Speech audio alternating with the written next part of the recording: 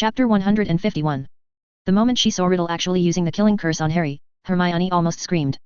She thought that Levin, who had always been countless, collapsed. She thought she was going to lose this friend. However, she found that after the dead curse shot by Riddle was hit on Harry's mind, it seemed to be shot on the mirror. The body.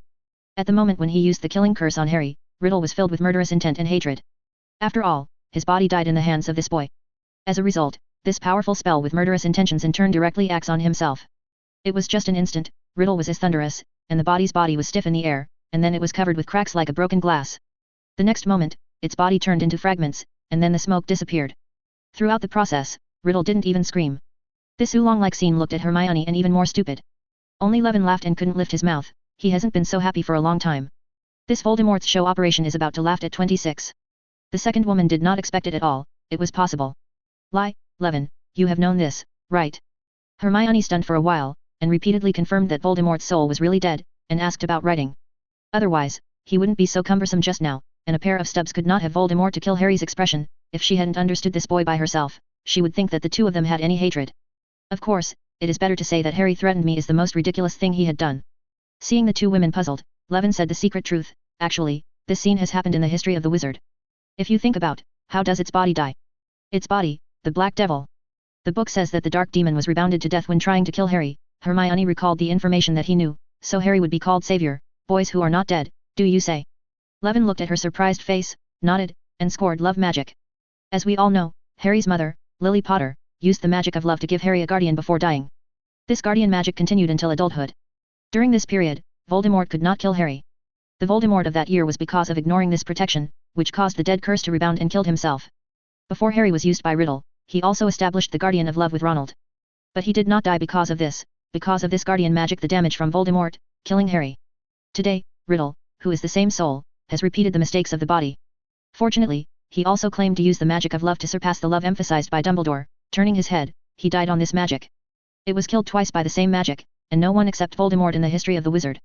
After understanding all this, the two women felt that they couldn't cry and laughed, falling into the same pit twice. How can there be such a stupid villain? Just bitter Harry. Now the light-like scars on his head are not one, but two. Levin is also known for the first time. Can this stuff still accumulate? If one day, will the 3 scars synthesize a 2-star scar? In short, the threat of snake monsters and Voldemort, the next job is after good. Levin handed her own packages to Harry, and she decomposed the snake's corpse to slice and stored it uniformly. For her trained, this job is very smooth. As for Levin, it is the same as Hermione to feed Harry and Ronald. In fact, after Voldemort died, his life force was returned to Ronald. After drinking the uplifting potion, he groaned and sat up. The same goes for Harry. He fainted simply because he took the damage on Riddle's behalf. Now that Riddle was reduced to ashes, he began to return to normal. After the two woke up, they first saw the 3 Levins, and then saw the body of the basilisk being skinned and cramped, and they couldn't help but be shocked. You actually killed the basilisk. Harry was shocked. How did you kill the basilisk? This is too exaggerated. It's a rooster. I've prepared a rooster. Levin pointed at the chickens trying to find insects and ants in the secret room for food. In fact, before Halloween, I caught Ginny trying to murder Hagrid's rooster, and I rescued the remaining rooster at that time. Ginny? What happened to her?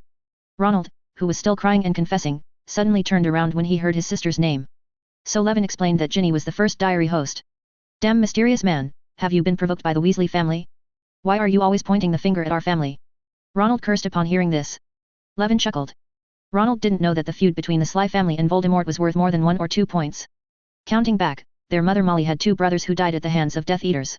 Looking back, in the original book, his brother Fred died in a battle with Death Eaters, and his eldest brother Bill was almost bitten into a werewolf.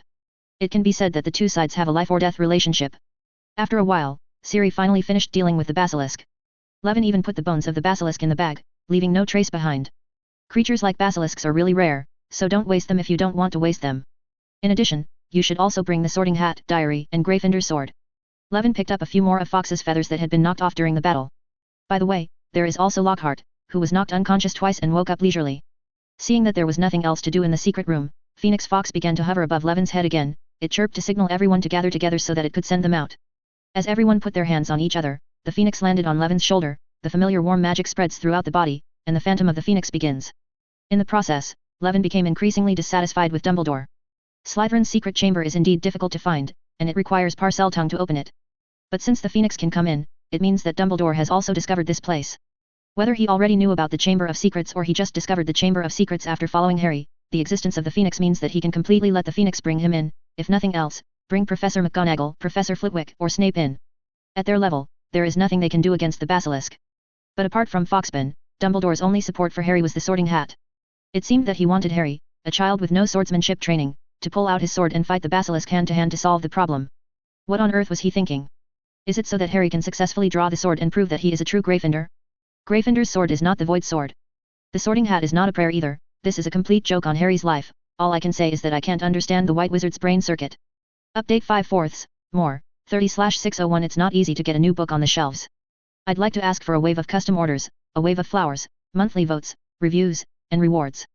If you have votes, please give them to me, the author. This is really important to me. Chapter 152. Fawkes's apparition sent several people directly to the door of Professor McGonagall's office. Levin opened the door and found many people inside. Professor McGonagall, Dumbledore, and the sighing Mr. Weasley, and the crying Mrs. Weasley in front of the fire. When she saw a few people, Mrs. Viley let out a scream. Ronald! She jumped up, followed by Mr. Arthur Weasley, who both stretched out their arms to cover their youngest son and his best friend. Professor Dumbledore stood in front of the mantelpiece with a smile on his face. Next to him was Professor McGonagall. She clutched her chest with her hands and gasped for air. Fawkes flew past Levin's head and landed on Dumbledore's shoulder. Immediately afterwards, Levin and others took turns being hugged tightly by Mrs. Weasley. You saved them. You saved them. How did you do it? This is what we all want to know. Professor McGonagall breathed a huge sigh of relief. Mrs. Weasley let go of them. Harry hesitated for a moment, walked to the desk and returned the Sorting Hat and Gryffindor's sword. Levin also placed the remains of Riddle's diary on the table. Then, Harry began to tell them everything from his perspective. Very good. When Harry paused, Professor McGonagall encouraged him to continue. So you discovered that the monster's true form was a basilisk, and that the person being controlled was Ronald. After that, you and Ronald were kidnapped into the secret room, but how did you escape death? Professor McGonagall then turned to Levin, and Mr. Green, how did you get inside? According to Mr. Potter, it was you who killed that monster, right? I have to admit that you did something that even us professors would have a hard time doing. Thank you, Professor McGonagall, but in fact, after figuring out the identity of the monster, the process was simpler than imagined, Levin deliberately understated. In fact, I did not have to face the basilisk directly. After realizing that the monster was a basilisk, I brought some roosters into the secret room and killed it easily. Levin did not mention the transformation of the feathered serpent. Regarding the magical animagus, he did not want to disclose it yet. Of all the people present at the time, Riddle was already dead, and Harry, Ronald and Lockhart were in a coma throughout the process. Hermione and Siri would never reveal it without permission. After possessing the feather adapter, he was able to use his mind to someone else cast psychic barrier. As for Phoenix Fawkes, let alone whether it can figure out what a feathered serpent is, even if he could, Dumbledore wouldn't be able to communicate with it in detail. There is currently no legilimency for magical creatures. Then, Levin briefly explained the situation from his perspective, for example, how he discovered the raging monsters in the Forbidden Forest, how he got Ronald's identity information from the centaurs, how he followed Harry uneasily, witnessed them being taken into the secret room, and followed them all the way in. In the end, the basilisk was killed by a rooster, and Tom Riddle was shot to death by Harry. The three of us just provided some small help. Regarding the details of the entire process, the three of them had already reconciled their confessions before Harry and Ronald woke up. At least the importance of the animagus transformation and Levin taking advantage of the loophole to apparate, teleport the badge, in the castle were concealed. A superscript 1, C Harry 11 AE superscript 1 sent a trademark E degree, AA registered trademark AE per thousand. AE trademark 1/2 C 1/2 EC and EA superscript 1 Ronald Euro EA co 1/4 A per thousand. E trademark AEOE sent AEA and E registered trademark degree A euro co I a pound CN A degree AE pound AOE A degree 1/4 A degree pound registered trademark EOE degree superscript 2 E euro E trademark EOE A degree A euro AA superscript 1 E 1/2 C per thousand AE plus or minus A dot EOE A 3/4 A degree A euro A 1/2 A plus or minus CAE and A degree A comma co I a degree A. E Dumbledore A registered trademark OEA 1/2 A pound degree AOE degree E 3/4 A. CE comma AAAEA and EAEOE. A 1/4 AE superscript 2 AOE per thousand A superscript 2 A and AE and AO euro A degree per thousand superscript 2 AC a euro AE 1/2 E degree AE cent A superscript 1 C euro visa A comma AAA copyright 1/2 AE 3/4 A 3/4 A. AA degree A euro A 3/4 A degree AEOE per thousand A degree Psi yen E Voldemort A yen A per thousand. AE 3/4 A AE plus or minus A dot EOE A 3/4 A degree A euro A degree A. A superscript 1 A per thousand. AOEOE. AE 1/4 AE superscript 2, AE degree superscript 2 EAE trademark EAA euro AC A 1/4 euro AEA with ring above degree plus or minus EA degree dot A euro AEAE superscript 1 E superscript 3 superscript 1 E. AA with ring above copyright AEAE. AOE AE superscript 3 AE superscript 3 and AE 1/2 AE trademark E plus or minus AOEA ACOEA euro AEA registered trademark A 1/4 trademark AE superscript 1 AOEA euro E CE registered trademark AA. Plus or minus E trademark copyright EAE superscript 3 AA 1/2 cent, AEO Euro AA with diaresis 1/2 OEA degree Voldemort A degree A degree AA 3/4 E registered trademark A degree AA yen A Euro AA superscript 1 superscript 2 AOE per thousand A Euro AA degree Voldemort OEA 3/4 AOE trademark OEA A superscript 1 E pound AEA with tilde Euro E plus or minus ACC C 1/4 A with diaresis AE C superscript 3 EAE yen A Euro AA registered trademark OE trademark A Euro A Visa IA AAE CAAEY, AAA 1/4 Euro AA pound degree AOE pound Ronald, A 1/2 Levin 1/2 AA degree, E trademark AEA copyright A registered trademark superscript 3 A Euro AA AOC and A degree A superscript 1 E cent E pound E A degree AAC superscript 3, A Dumbledore degree Euro A registered trademark 1/2 AE, degree A registered trademark per thousand A with diaresis degree AA, E registered trademark copyright AA Ronaldo OE Harry A yen AAE AOE per thousand A degree A. E Lockharta. E Euro A with ring above A degree AEOEA registered trademark A Euro yen C Euro, AA co A degree E per thousand AEA per thousand A degree A Euro Mr. Levin Green, Miss Lean Lun, and Miss Granger. As the principal, I have to thank you for your contribution to Hogwarts. Dumbledore I trademark AE per thousand A degree AE per thousand co 1/4 EOE colon A Euro A, AE superscript 3, A 1/2 AE trademark AEOEA degree A.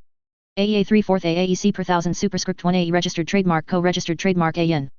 Dumbledore C Euro, C AE copyright AC registered trademark A. Per thousand A registered trademark EC Euro 11 AAA with diaresis superscript 1 AOAA Euro A Psi yen E, E trademark A per thousand A degree AE pound AE yen A degree A Euro E trademark A copyright AAA 1/2 A superscript 1 EOEA 3/4 A degree EAEA with ring above E plus or minus A, AEA with ring above AAA 1/4 A 1/4 A degree C 1/4 AEA yen 1/2 A Euro A superscript 1 AAA OEA cent EA with ring above OEA trademark AOC plus or minus A Euro A EAEO Euro AAA superscript 1 EAEAOE per thousand A registered trademark A. Dumbledore trademark A superscript 1 superscript 3 C Euro, A co A degree AOC A Hermione, AAA yen superscript 3 A copyright AE pound A, EAA with ring above A Levine degree E registered trademark degree C per thousand superscript 1 AE registered trademark co registered trademark A yen A degree. They looked at Levin's eyes without concealment. Levin AA with diaresis C registered trademark A registered trademark per thousand C plus or minus A with ring above E, A Euro A 1/2 A 1/4 A superscript 1 per thousand A degree AE superscript 3 AE yen. A per thousand A degree AE cent Ganagali trademark A 1/4 degree AE per thousand A Euro AEOEA registered trademark, C plus or minus A degree A with ring above 1/4 EA degree AE pound Euro yen A Euro C, C registered trademark E registered trademark AE superscript 2 AEOE per thousand A 1/4 A trademark AE per thousand AE 3/4 AAA with ring above degree A 1/4 AEA registered trademark AE. A Euro 11 stayed in the secret room in the middle of the night, and the sky was bright when it came up. A 1/2 AE 3/4 AE yen AE, A degree A Euro C AE cent A degree Levine. Per thousand E. Per thousand E degree AOEA degree A registered trademark E. AA degree A with diaresis, superscript 3 AOEA copyright EA per thousand.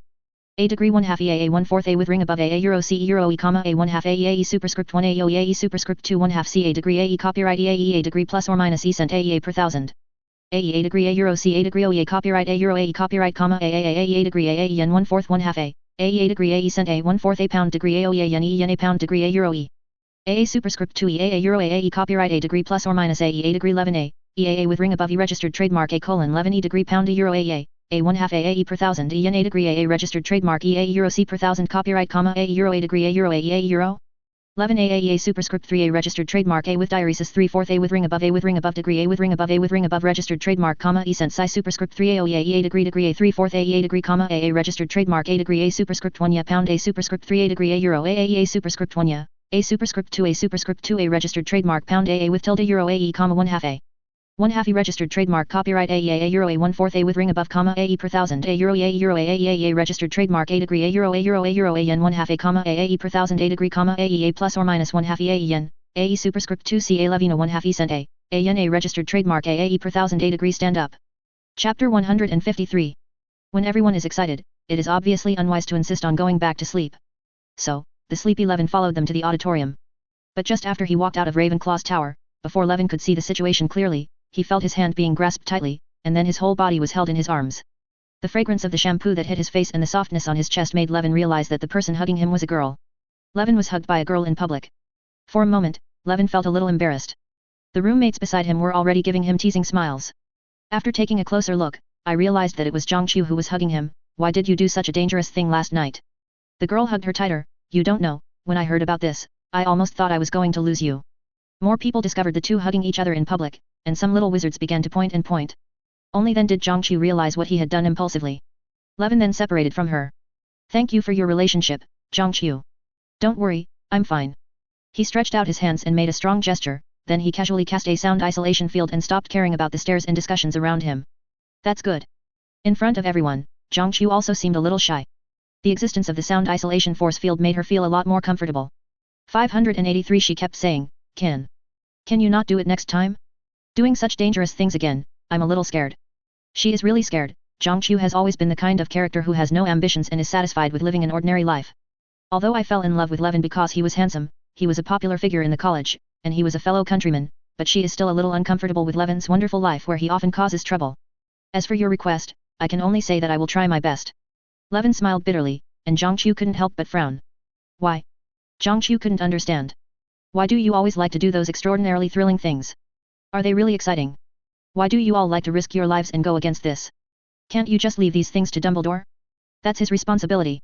Because I have the ability to do it. Levin's answer was decisive. Because I think I can do it. I think I can defeat Quirrell. I think I can kill the Chimera. I think I can deal with the Basilisk. I think I can be the person who changes everything person, so I'm going to do it. That's who I am. Speaking of this, Levin looked seriously into Jiangqiu's eyes. I'm very happy that you like me, bye, but I'm sorry that I can't agree to your request. That's it. Upon hearing this, Jiangqiu lowered his eyes in disappointment. Levin felt that the girl was probably giving up. Jiangqiu in the original work is such a person. She has always been in daily life and is only accustomed to this rhythm. She couldn't understand Harry's war, couldn't understand Voldemort's threat. Harry needs a soulmate who will fight alongside him and share life and death. But Jiangqiu is just a flower in the greenhouse, yearning for romantic campus love. Regarding Levin, he also felt that Jiangqiu's love for him was just the love for the school idol and the worship of heroes. It is impossible for her to give up the daily life she is accustomed to and step into this somewhat dangerous world. But he underestimated the rebellion of girls of this age.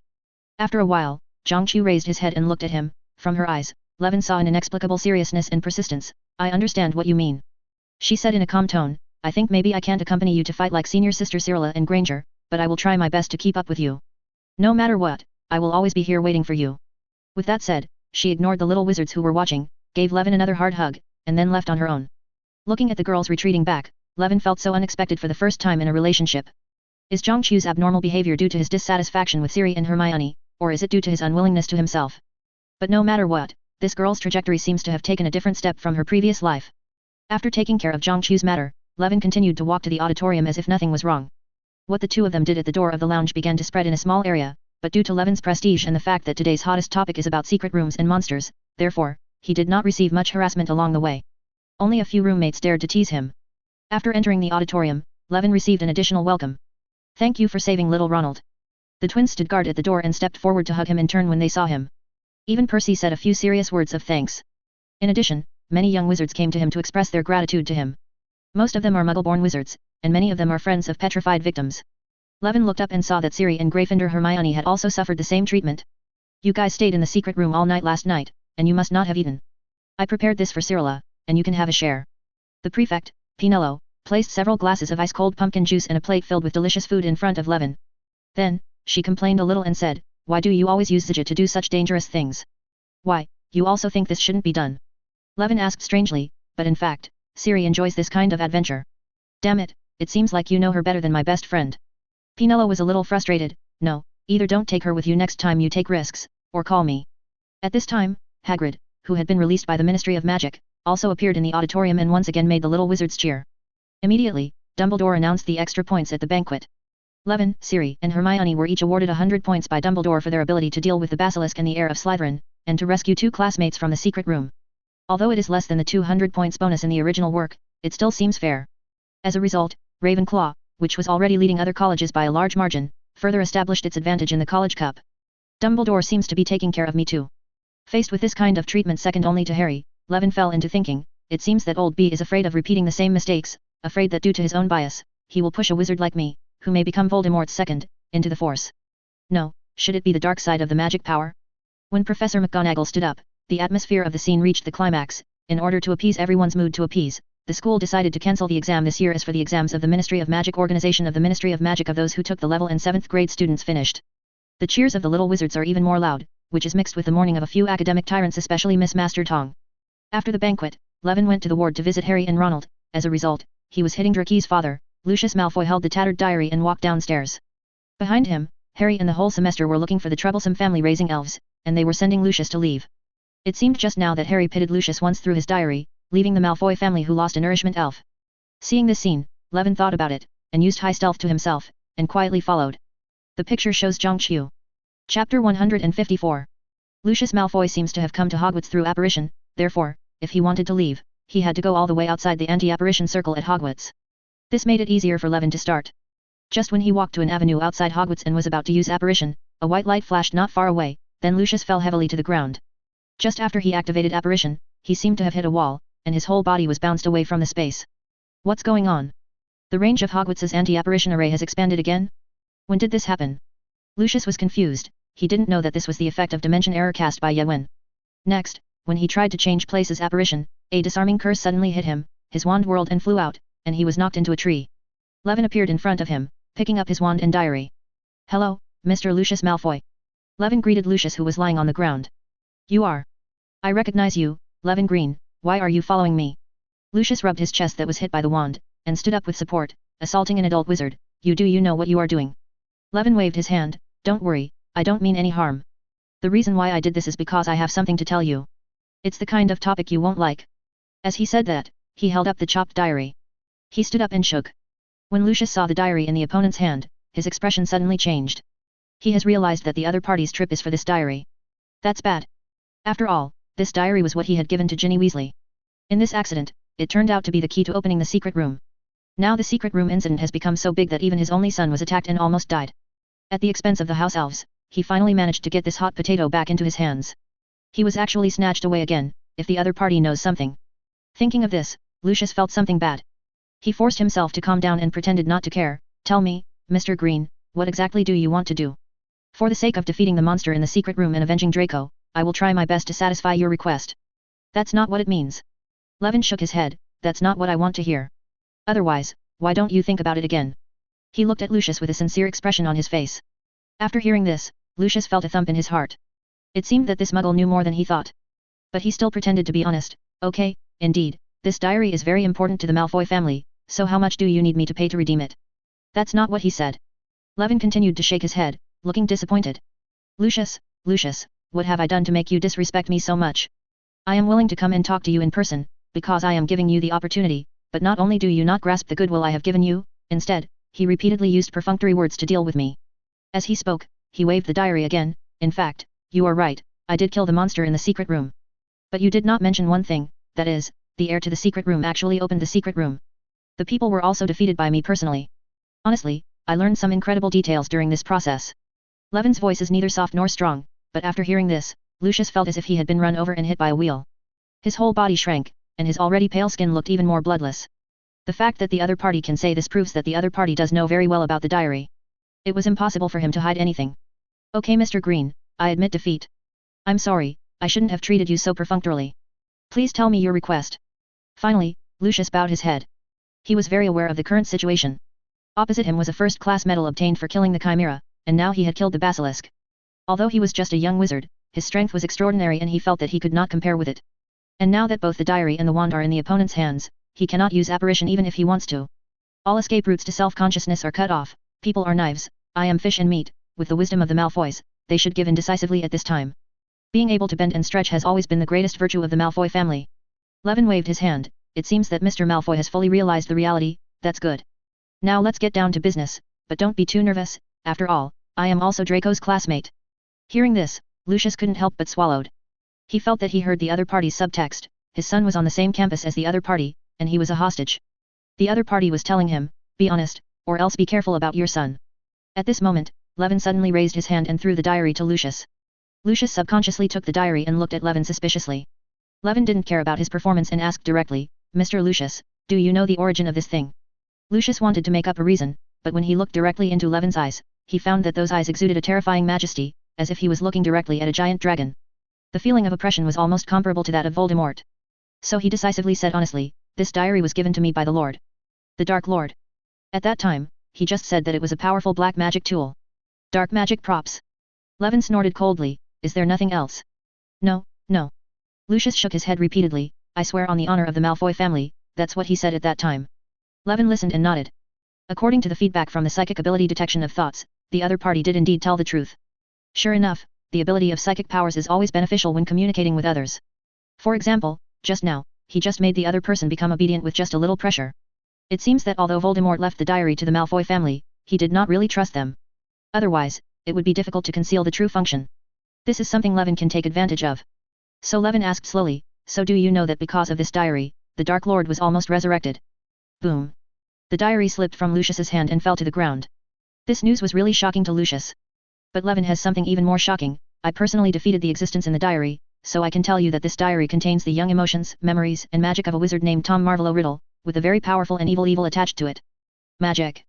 After you gave it to Ginny, it began to absorb the life force of the little wizards, first Ginny and then Ronald. During this period, it opened the secret room and attacked many little wizards, and your son Draco was among them.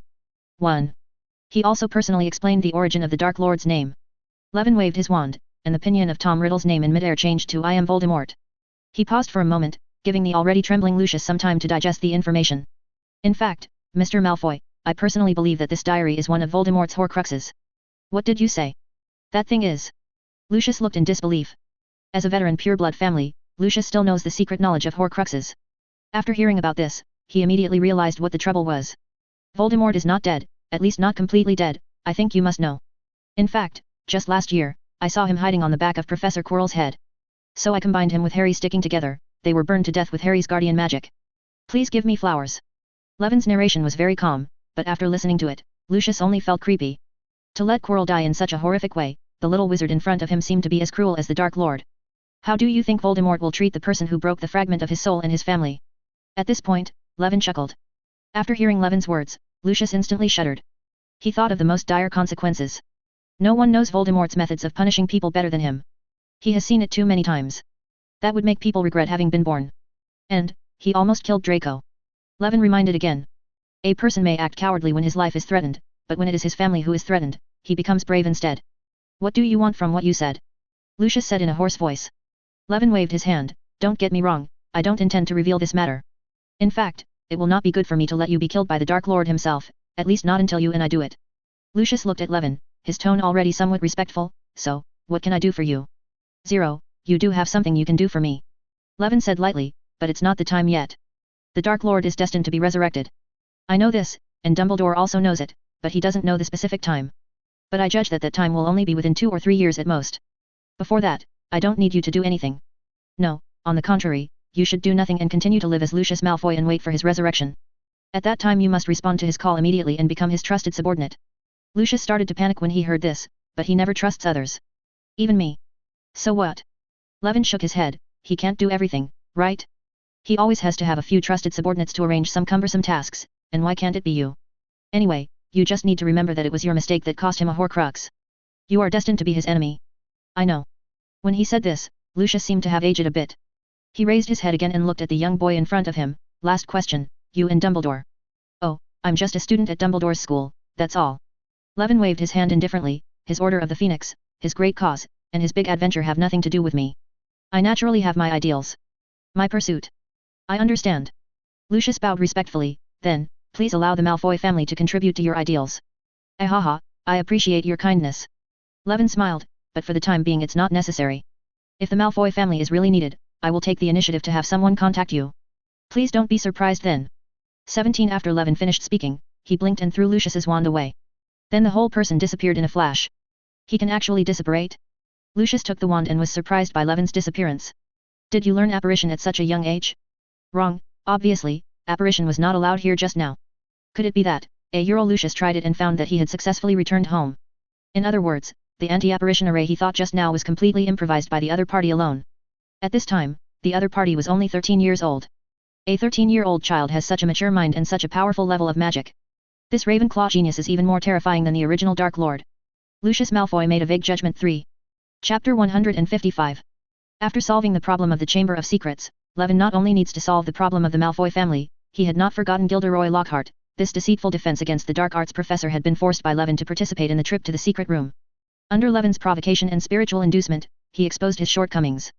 He told his biggest secret, the fact that those who experienced the autobiography were actually other people. He didn't know that among the young wizards who witnessed his self-destruction, Levin was good at some simple illusion magic. Silent Phantom, first-level illusion system, you can create a visual illusion of an object, creature, or force field based on your imagination. The image has no sound, smell, surface touch and temperature. 1 is for the upgraded version of this spell, the second-level weak phantom can add sound to the illusion, and the third level strong phantom will include smell, surface touch, and temperature. With this little spell, Levin can convey what he sees and hears to others without even going through a pensiev. For example, a famous journalist Rita Skeeter.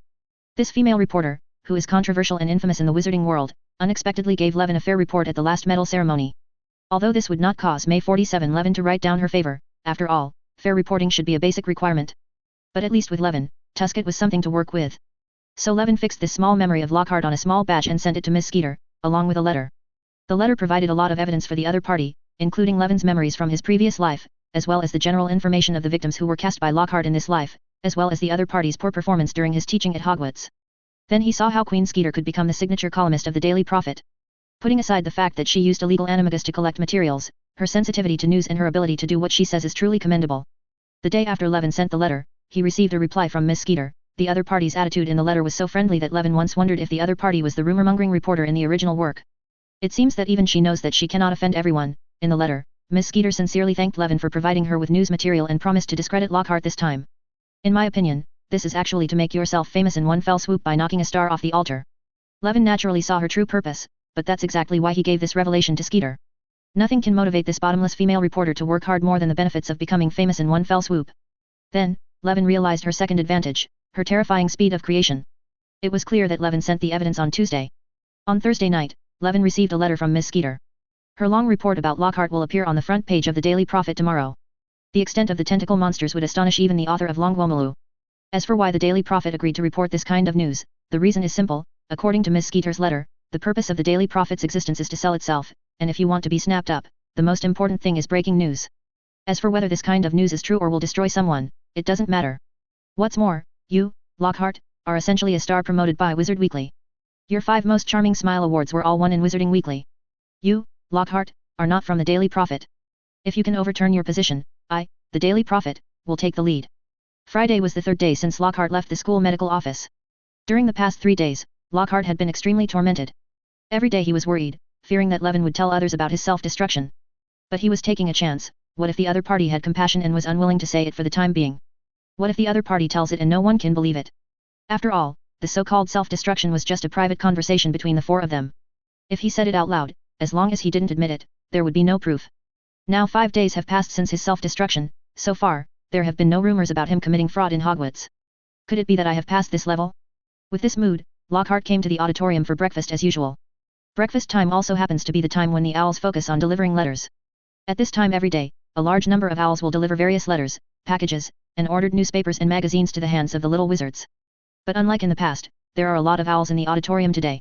Like dark clouds, they flew into the auditorium one after another, while causing a commotion with feathers and guano. Hundreds of copies of that day's Daily Prophet were delivered to everyone in the auditorium. After seeing the headlines on the front page of the Daily Prophet, the whole auditorium seemed to have been cast and released from a silent spell. Except for the sound of the owl flapping its wings, there was no sound. But almost immediately, it suddenly became noisy again. Whether it is the little wizards or the teaching staff, everyone looked at the newspapers in their hands and then at Lockhart at the teacher's seat, with strange expressions on their faces. On the headline of the newspaper, there was a photo of Lockhart shivering in a secret room, with a line of large red letters printed on the photo, warrior or liar. The real face of Gilderoy Lockhart. Special correspondent Rita Skeeter reports the headmaster of Hogwarts School of Witchcraft and Wizardry, Albus Dumbledore, has always dared to hire controversial teachers. Last summer, he hired a recognized master of anti-dark magic in the wizarding world, a popular star in the wizarding world, and a 3rd-level medalist of the Order of Merlin. Lockhart serves as the defense against the dark arts professor at Hogwarts. As soon as Lockhart took office, he replaced the textbooks with his own expensive books, a set of 7, and countless poor families complained. According to the reliable evidence obtained by the author, the experiences in Lockhart's works do not belong to him. In the process of traveling around the world, he took all the experiences that he thought were wonderful as his own and imposed forgetfulness on others. Curse, in fact, apart from the forgetting charm, Lockhart doesn't know any magic at all, and his performance in the defense against the dark arts class was particularly poor. He is a complete liar. With so many copies of the Daily Prophet, Lockhart naturally got one. When he read the contents of the front page headlines with absent-minded eyes, his whole person was shaking with anger. Slander. Naked slander. Lockhart tore up the newspaper. That woman Skeeter, I want to send her a wizard's letter. Lockhart was shocked and angry. This report with detailed details and pictures was much scarier than the rumors he imagined. He never expected that those little wizards never revealed his self-destruction, not because they felt pity, but because they were preparing for it. Faced with the report in black and white, he didn't know how to deal with it. He could only go crazy and snatch the newspapers from the hands of the professors around him and try to tear them all into pieces. Okay Lockhart, since you need the newspaper, I'll give it to you. Snape also handed the newspaper to Lockhart, with a gloating smile in his eyes. He only needs political clippings. The little wizards immediately recalled the briefing board in Lockhart's office filled with reports about him. The auditorium immediately burst into laughter. At this moment, the door of the auditorium opened with a bang. 2 wizards wearing official Ministry of Magic robes walked in, led by Dumbledore. The laughter in the auditorium suddenly decreased, and everyone stared at these uninvited guests. Gilderoy Lockhart, said a thin and capable wizard who came to Lockhart with a solemn expression.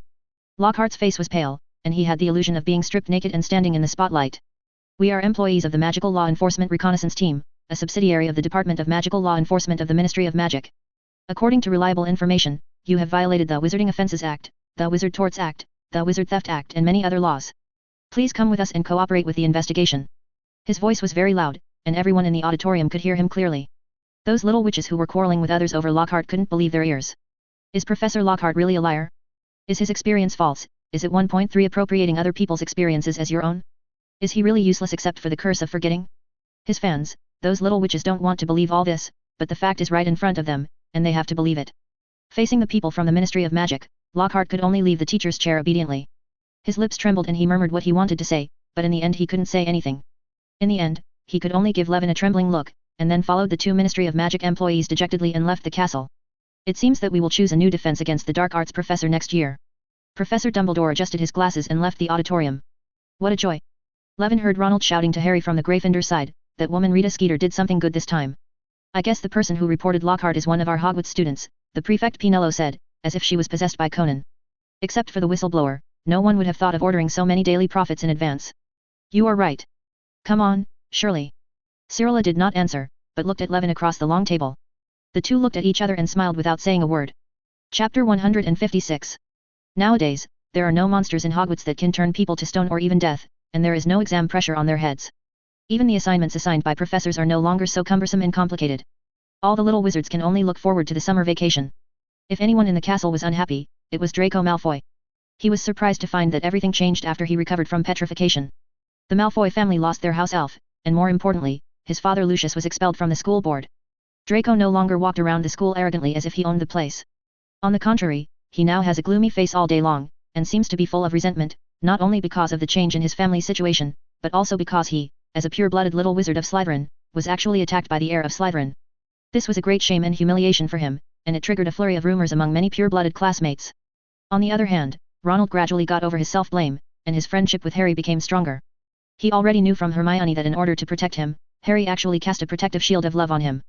26this protective magic still exists today. Despite confirming their friendship, the two always felt a little awkward. A man protecting another man with love, does this always sound so strange? Another person who returned to normal was Ronald's sister, Ginny Weasley. After the truth was revealed, the girl realized that she had become Voldemort's accomplice. Now she has one more person to admire, and that is Levin. In the chicken coop, it was Levin who stopped her and scared away the mysterious man, allowing her to avoid more trouble. It was Levin, Siri, and Hermione who appeared in the secret room in time, killed the basilisk and the mysterious man in the diary, and saved Harry and Ronald. Levin's status in her heart skyrocketed, reaching the same level as Harry's. Of course, if she were asked to choose now, she would probably still choose Harry. Because there are not so many competitors. Some people are happy that the coming school year will be easy, but some people are troubled by this. The disappearance of Lockhart, the annoying guy, is indeed a good thing for the little wizards at Hogwarts. But after that, they had to face a problem. There was no one to teach them defense against the dark arts classes. When Lockhart was evicted, it was at the end of February, 4 months before the deadline. Even if exams are cancelled this semester, it means that in the last part of the semester, their defense against the dark arts class can only become a self-study class.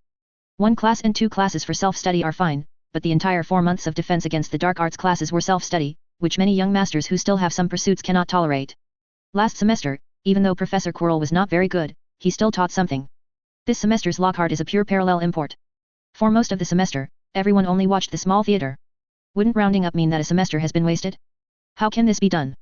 Finally, after the defense against the dark arts class in the 3rd week, Levin was stopped by his roommate Steve. What's the matter, Steve? Levin found that his usually cheerful roommate looked a little serious today. Levin. Steve said in a serious tone, actually, I came to you this time to convey a request. This request is a bit rude and will waste your precious time, but I still want to ask you. Think about it. Oh. His words aroused Levin's interest. You can say that. It's like this.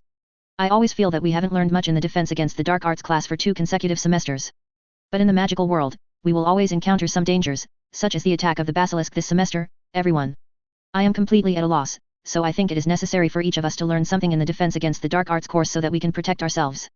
Of course, I don't expect everyone to be able to defeat the basilisk like you, but at least we can deal with little troubles like elves, foxes, and little devils. The first class of school. I'm still deeply impressed by the scene, everyone's behavior was so embarrassing. Steve looked at Levin eagerly, his eyes pleading. So I think it is necessary for us to have someone to teach us in this area. And you, Levin, you defeated the Chimera during the vacation and defeated the basilisk this semester. You are better than many professors in this aspect, in fact, you are the best teacher. Levin, can you take advantage of the defense against the dark arts self-study time to teach us? After listening to Steve's request, Levin thought for a while, but did not reply. Instead, he asked, you are not the only one who thinks these words. His eyes were sharp, as if he could see through everything. Tell me, who else thinks the same way? As he said this, he looked at the door of the Defense Against Dark Arts classroom with a vague look. Get out of class was over at this time, and most of the little wizards in the classroom were gone. But after hearing what he said, 7 more little wizards emerged from inside. Kevin, Anthony, Michael, Morag, Terry, and the Paddle sisters, do you all mean this too? Levin looked at District 6 in front of him. Steve is right, that's what we mean. Anthony Goldstein was the first to say. That's right, echoed Michael Corner. Levin, you are the leader of our Ravenclaw, you are the only one. Terry Butt looked excited. Levin, teach us, sisters Padma Paddle and Parvati Paddle begged. Others chimed in. Looking around at the little wizards with fiery eyes, Levin nodded and shook his head. Actually, if you ask me, your and Steve's opinions do make sense. It's always beneficial to learn more to protect yourself. But teaching you in a self-study class is not that simple. If it's just after class, the worst we can do is find an empty classroom, set up a study club ourselves, and take any class privately. But if it takes up class time, you have to consider other people's opinions. Levin thought for a moment and then ordered, how about this? Before the weekend, you go collect the opinions of everyone in the Ravenclaw and Gryffindor second years, including those who support teaching 580, those who don't care but are allowed to teach, and those who are opposed, and then put them together. If most people think that this is a good thing, then I will take some time to share some of my experience with you. Very good. Although Levin did not agree directly, several people were still very happy. In fact, the few people who can be present in front of Levin at this time are considered to be the core of a small circle of influential figures in the same grade, and their opinions can almost represent the opinions of the entire Ravenclaw. The key is Gryffindor. After all, the Eaglets and the Lion Cubs share the Defense Against the Dark Arts classroom this semester. Seeing several people leaving happily, Levin also fell into thinking. As Ravenclaw's recognized genius, Levin is so good that other villains can't even compare to him. He gained the admiration of his classmates, but admiration meant alienation. Tom Riddle also said before that at this age, he had already begun to attract classmates to form a small circle. For Levin, Hermione, Siri, and possibly Zhongqiu and Penelope, they may be able to form an inner circle around them, but apart from that, it would also be a good thing to have a group of people who are relatively less core, but respect him. Update 5/4, additional update 31/60. It's not easy to get a new book on the shelves. I'd like to ask for a wave of custom orders, a wave of flowers, monthly votes, reviews, and rewards. If you have votes, please give them to me, the author. This is really important to me. Chapter 157. Levin Green is going to teach the Defense Against the Dark Arts class himself. The news quickly spread among the young wizards of Ravenclaw and Gryffindor. For this reason, many little wizards came here to inquire about the news. Even Cho Chang and Hermione. Only the second graders can attend the class, not the third graders. Zhongqiu looked disappointed after listening, you are too biased. Although you are a second grader, everyone in the third grade still recognizes you. Level. I would like to give a lecture to the third grade, but I don't have time, Levin explained with a wry smile, you didn't take the Defense Against the Dark Arts class with us. Hermione excitedly expressed that she would be Levin's assistant, of course this position must be given to me, who has been trained by you for a long time. The girl looked eager to try, I also want to try what it's like to be a teacher. Okay, of course, the position of assistant teacher belongs to you. Levin gently stroked the girl's head, but unfortunately the pair of cat ears were removed at her strong request. But even though she is no longer a cat girl, Miss Wenger still has to fulfill her identity as Little McGonagall this time. After receiving Levin's affirmative reply, Hermione happily returned to Gryffindor to persuade her classmates to go. Another special visitor was Pinlo Cravat. The female prefect said to him arrogantly, for Cyrilla's sake, as a prefect, I will help you to ask the little wizard. They initiated the call. Thank you so much. Although Levin was confident that with his prestige, he did not need the senior sister's endorsement, he still expressed his gratitude. Finally, when the weekend came, the statistics from the second-year wizards from the 2 colleges were summarized and given to the assistant teacher Hermione. In the courtyard near the Transfiguration classroom, a girl held a piece of parchment and announced loudly, among the Ravenclaw second-year students, 95% want to participate in Levin's course, 3% said it doesn't matter, and only 10 want to study on their own. Among the second-year Gryffindor students, 80% of the little wizards want to participate in the course, 13% think it doesn't matter, and only 3 want to study by themselves. After speaking, she looked at Levin. Judging from this data, everyone is very interested in me sharing my experience in defense against the dark arts. Levin said with some emotion, in this case, I would rather be respectful than obey. In the next class on the defense against the dark arts, I would like to introduce you to some of my personal experiences, and I hope you will support me a lot. Levin's words triggered enthusiastic cheers from the little wizards. Those who came all the way to attend this conference on the weekend were the most enthusiastic groups in Levin's courses in the two colleges. For a moment, the entire courtyard seemed to be overturned by their cheers. Levin pressed his hands, and the cheers slowly stopped. Since it is said to be a class, there is naturally a preview part before class. In the next class, I am going to teach you about the disarming curse. You don't need to bring any books, just bring your wand and notebook. Let's inform each other when we go back. As a result, this Defense Against Dark Arts course, organized by the young wizard and taught by Levin, was officially launched. In the first Defense Against the Dark Arts class next week, when Levin walked into the classroom, he saw most of the students from both colleges sitting upright in the classroom. Some people even took the initiative to say hello to him. That state is much more positive than the self-study class. It seems that they really want to learn something about defense against the dark arts, not only to protect themselves, but also cool. It's like, every muggle boy doesn't like toy guns when he was a child. As for the little witches, in addition to learning how to protect themselves, the biggest reason they take the course is to support Levin himself. Maybe there were too many people supporting it and the scene became a little too big. Levin even found that Professor Flitwick of the college was sitting at the back of the classroom, smiling and listening. So, Levin gave them their first defense against the dark arts lesson under the spotlight. In order to give everyone a relatively shocking start, Levin nodded and waved his magic wand. Swish, brush, brush. As if falling from the sky, 8 humanoid puppets the size of adult wizards falled from the sky and appeared in the classroom, causing a burst of exclamations.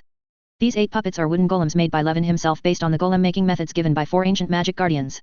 Because of this, they can be conveniently summoned in this way. These wooden golems combine ancient manufacturing methods with golem making methods in arcane magic. Not only is it easy to summon, it also has the most basic magic immunity. In addition to fire magic and plant manipulation magic, most low-level magic will be immune. Just perfect as a practice target. Since this is a defense against the dark arts class, it naturally pays more attention to practical combat. Levin looked around at the young wizards in front of him and talked eloquently, but before formal practice, we still need to have a basic understanding of the disarming curse. Who can introduce the disarming spell? He looked down at the students in the audience and found some of the feeling of speaking in public. As a teaching assistant, Hermione was the first to raise her hand, and Levin naturally gave her the first answer. Disarming curse, the spell is Expelliarmus.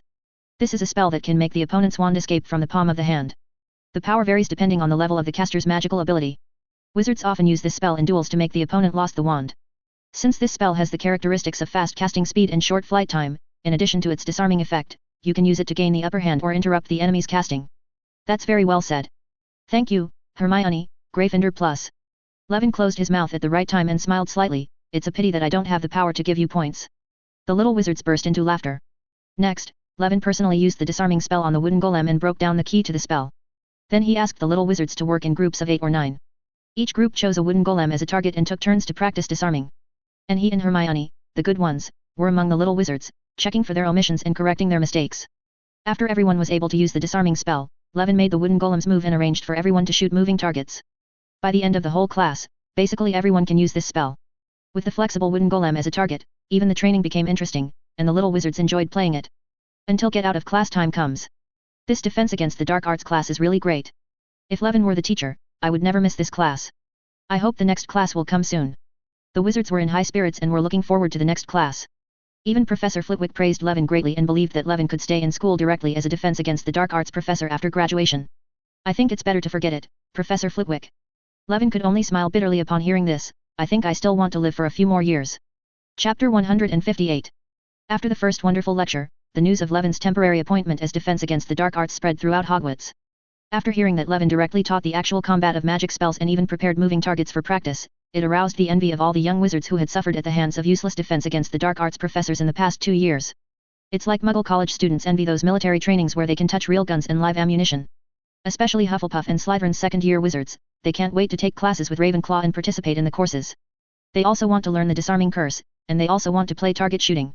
Therefore, during Levin's second defense against the dark arts class, someone came to observe the class. With his sharp eyes, he spotted Zhongqiu among the little wizards who were listening. Then the group of little wizards who were listening discovered that Levin played new tricks in his second class. Levin did not arrange the second period as a practical lesson, but chose to introduce how to deal with some dangerous magical creatures. In this lesson, Levin introduces how to deal with bowtruckles and acromantulas. For the sake of the little wizards at Hogwarts, he chose creatures that he might encounter in the Forbidden Forest. Then, the little wizards saw Levin pushing out a bonsai, and there was really a bowtruckle living on the bonsai. 620 can come into contact with real magical creatures, and the little wizards immediately became interested. So with Levin's help, they first learned to use the confusion spell to confuse the bowtruckle, and then fed the bowtruckle one by one to make friends with it. Next is the acromantula. This huge and dangerous creature is naturally impossible to bring into the classroom. But Levin still has a way. He used powerful phantom directly in the classroom, creating an acromantula that could crawl and move, and its voice, digits, temperature, and even touch were exactly the same as the real one, scaring the little wizards to death. Some people even subconsciously used the disarming curse they just learned on the acromantula phantom. But when they realized that this was just a phantom that they thought could not harm them, phantom becomes the best teaching aid. The little wizards were able to observe this dangerous creature from all directions and personally experience their deadly hunting techniques. Coupled with the spider silk simulated by Levin using spider web technique, all the little wizards enjoyed the experience of being preyed upon by an acromantula in the woods. In short, this novel defense against the dark arts class experience once again made the student-organized class popular. Therefore, in the last 3 months of the semester, Levin's temporary defense against the dark arts course became a course praised by everyone at Hogwarts. No matter which house or grade wizards, as long as there was no class at that time, they would find an opportunity to take it. One period, obviously Hogwarts has no tradition of skipping classes. But every time Levin takes a class, he has to face 1.5 times the number of students, which forces him to prepare additional teaching aids every time. Levin's level of magic and talent also became popular throughout Hogwarts with this class after class. Little wizards all know that there is a student at Hogwarts who is only in the 2nd grade, but his actual level is comparable to that of the professors. At least the teachers at Hogwarts can't find such interesting golems as teaching aids. Nor will they use illusion spells to show them the actual objects described in the book. As the last interesting defense against the dark arts lesson came to an end, the entire semester has come to an end. The holidays are coming. At the end of term dinner, Headmaster Dumbledore talked about a lot more than announcing yet another victory for Ravenclaw House in the House Cup. He made some self-criticism, thinking that as the principal, he failed to provide shelter for the students, allowing the little wizards to be threatened by the monsters in the secret room, which made him feel very incompetent. To apologize, he also announced that in the next few years, he plans to gradually retire from his fancy titles and no longer hold any positions. These words, which seemed like a retirement declaration, made the young wizards and professors a little scared. Levin is very clear that what he did is an apology for everything that happened in the school this semester. Levin, CJBT, also believes that his dereliction of duty deserves this apology. But on the other hand, only Levin can realize that that is, through Riddle's diary, Dumbledore completely confirmed the existence of Horcruxes and truly realized that Voldemort's resurrection would not take long. He was laying the groundwork for the future confrontation with Voldemort. This old man is ready to sacrifice for this. From this perspective alone, he is quite respectable. After the dinner, in a blink of an eye, they were about to take the Hogwarts Express home. Levin, Hermione, and Cyrilla occupied a private room, while Zhongqiu and Marietta chose to sit next door after discovering that there were no more vacancies. On the other hand, the female prefect, Pinello, gave up the preferential treatment in the prefect's box and chose to sit with them. During the entire journey back, Levin noticed that Gryffindor's male prefect, Percy Weasley, passed by the door of their box many times while patrolling, and each time he glanced at their box with fiery eyes. Obviously, he did it on purpose. So Levin looked at Pinello who was sitting next to Siri. It seems that the Gryffindor Percy Weasley is pursuing you. Pinello said angrily, yes, that's why I don't stay in the prefect's box. That person talks about the Ministry of Magic and his future career plans all day long. It's really boring. After that, she looked at Levin and Hermione opposite with a smile. Speaking of which, it's more interesting here, especially when I can see the intrigue between you, a man and 2 women. Oops, you kicked me what? Pinello glared fiercely at Cyrilla beside him. The female witcher stared straight out of the window, as if what just happened had nothing to do with her. The Hogwarts Express gradually slowed down and finally stopped. Your parents will definitely be proud of you after knowing what you have done this year. Pinello blinked and whispered to Hermione, unlike my parents, who always wanted me to take me back to my hometown in the United States. As a result, I stayed in the Yin Kingdom and became a wizard. After that, she looked at Cyrilla again, remember to write to me during the holidays. During this process, Pinello did not look at Levin the whole time, as if on purpose. Then he jumped off the train without any delay and disappeared into the crowded crowd. After bidding farewell to Zhongqiu, the 3 Levins also got off the train. Hermione was picked up by her parents. She heard that her family was going to travel to Gaul this summer and there wouldn't be many opportunities to see each other during this holiday. Levin seriously suspected that this was done intentionally by Hermione's parents, who did not want their little cotton-padded jacket to be completely abducted. You are really stingy. Your little cotton-padded jackets are so good. What's wrong with wearing eyebrows? Anyway, Levin and Ciri returned to their home in the village of Ottery St. Catchpole. Chapter 159. Summer vacation has begun, and the summer sun begins to show its power, making the earth hot. Levin and Cyrilla were sitting at a small table under the shade of an oak tree, enjoying soda while discussing how to spend this summer vacation. Why don't we go hunting dragons? Ciri winked at Levin and suggested, anyway, I see that you have collected dragon hearts one after another recently, and you think the collection is not enough.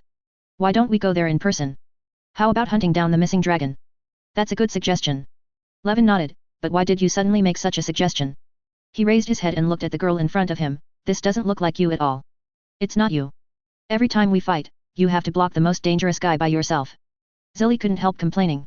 Whether it's a chimera or a basilisk, these big guys are at your disposal every time. I also want to occasionally try what it's like to fight against this dangerous magical creature. I think you just want to try your sword. Levin hit the nail on the head, wasn't riddle enough for you to cut before. Siri shook her head, the feelings of fighting wizards and fighting magical creatures are different.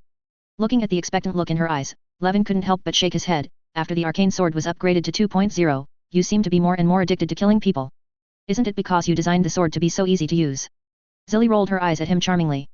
But she was indeed telling the truth. Levin's arcane sword 2.0, combined with the magic warrior skills, is almost 100% compatible with Siri, a violent wizard who is good at close combat and has a lot of magic power, but doesn't like fine control. What is that? Suddenly, she saw a black shadow across the sky and couldn't help but ask. Levin raised his head and saw an ugly owl flying over with a letter in its mouth. It looked like it was injured, but it actually hit the tall trunk of an oak tree, and then fell like a rag. This owl is far worse than Helmer. Cyrilla couldn't help complaining. Hearing the words, Hema nearby raised his chest in cooperation. Because it's too old. Levin saw the truth at a glance. He bent down to pick up the owl and prepared some water and food for him. When he opened the envelope, he discovered that it was a letter written to him by his neighbor Arthur Weasley. The content inside is probably that I want to thank them again for saving Ronald and Ginny. At the same time, as neighbors, he invited Levin and Zilly to his house for dinner. However, the date on this letter was 2 days ago. If they prepared the banquet on time, Levin probably ate for a little while. Whose letter is it? Siri asked casually while teasing the two owls on the table. The Weasley family, because of the secret room, they want to treat us to a meal. Levin handed her the letter. So, the two of them set off immediately. Just a few minutes later, they arrived outside the Weasleys' yard. The Weasley twins were tending the garden there with Ginny, and they immediately waved to them when they saw them. Levin noticed that Ginny's face was a little blushing when she looked at him. But compared with last year, the girl was able to talk to him openly. The Weasley twins smiled and said, Dad said he sent out an invitation just like you the day before yesterday, but I didn't expect you to come today. That's because your owl is too old and may have strayed off the road. Levin put the Weasley family's old owl in Ginny's hand and kindly reminded, my personal suggestion is that you'd better retire it as soon as possible, so that Ty can still live in your home for old age. Otherwise, I seriously doubt that it will die on the way to deliver letters in the future. Of course, Mr. Levin, I will take good care of Errol. The little girl said playfully. The three of them walked towards the burrow together. This house seemed to have been a large pigsty made of stone before. Later, some rooms were added here and there, and it was built to the height of several stories. It was crooked and crooked. Only magic could build such a house without considering the balance of forces. Every time he sees the Weasley family, Cohen feels outrageous. Oh Levin, and Cyrilla, welcome to my house. I thought you would come yesterday. Mrs. Weasley was feeding the chickens. When she saw the two of them, she immediately stepped forward and gave them each a hug. Then he said to the three children, your father will be back soon. Before that, please help me greet them. So Ginny took Siri to visit her room and George and Fred took Levin to their place. It's not a spacious room, at least for two people, there are two identical beds in the room. Come on, Levin, and show you the secret we've been preparing. After Levin came in, the twins deliberately closed the door. Immediately afterwards, Fred took out a box from under the bed, which contained a lot of messy gadgets. A strong smell of medicine could be smelled from a long distance away. After he turned on the identification technique, he could see that most of them were semi-finished magic potions and damaged alchemy products, including swelling potions, deformation potions, scabies potions, etc. The smell is too strong. I would have thought you were doing something in the room. Levin opened the window and cast a cyclone curse to disperse the smell in the entire area. Only then did the thick glue-like smell leave his nose. Then, he looked at the Weasley twins. I think you want to add these potions to desserts, but are you sure anyone is willing to eat something with this flavor? No one would want to eat candy. I'm sorry, with our current potion level, we can only do this. George spread his hands and said helplessly, that's why we thought of inviting you here. However, Fred took out a few bundles of fireworks-like gadgets from the box, with a few words crookedly written on them. Dr. Filibuster automatically ignites the fire and blooms magical fireworks when the water meets the water. This is one of our more successful products, but it is modeled after the struggle to pull fireworks from the jumping magic joke shop. Fred introduced. I see. Levin looked around and nodded. This is the project run by the Weasley twins in the original book, Magic Joke Props. *T. Although they are just some gadgets, they do require a certain level of alchemy to make. The current capabilities of the twins are not enough for them to produce such products independently. Not to mention completing your own creativity, even if they have good inspiration, they still can't realize it. We have thought about it. We are going to open a joke store in the future and we need your help, George said to Levin. Does what you said last time still work? We have discussed it. If you are willing to provide us with technical support, we will willing to take out an additional share of the shares as remuneration. This is very simple for you, isn't it? Fred also advised, as long as you share a little bit of your countless wisdom, you can help us realize our dreams. Levin just hesitated for a moment and nodded. Of course, I have seen your efforts, and it has indeed made me see the potential. Therefore, I am happy to provide you with some small help. However, please give me some time to study it. and I will have a preliminary conclusion before dinner. Marvelous. The Weasley twins cheered. It was not until evening that the head of the Weasley family, Arthur Weasley, returned home from the Ministry of Magic and announced good news to his family. He had won the Daily Profit Grand Prize, with a total of 700 gold coins. Now, dinner time is even more joyful. The food for dinner was very sumptuous, and the taste was far above the average of Dean family cuisine. From this point of view, Molly Weasley was a bit off.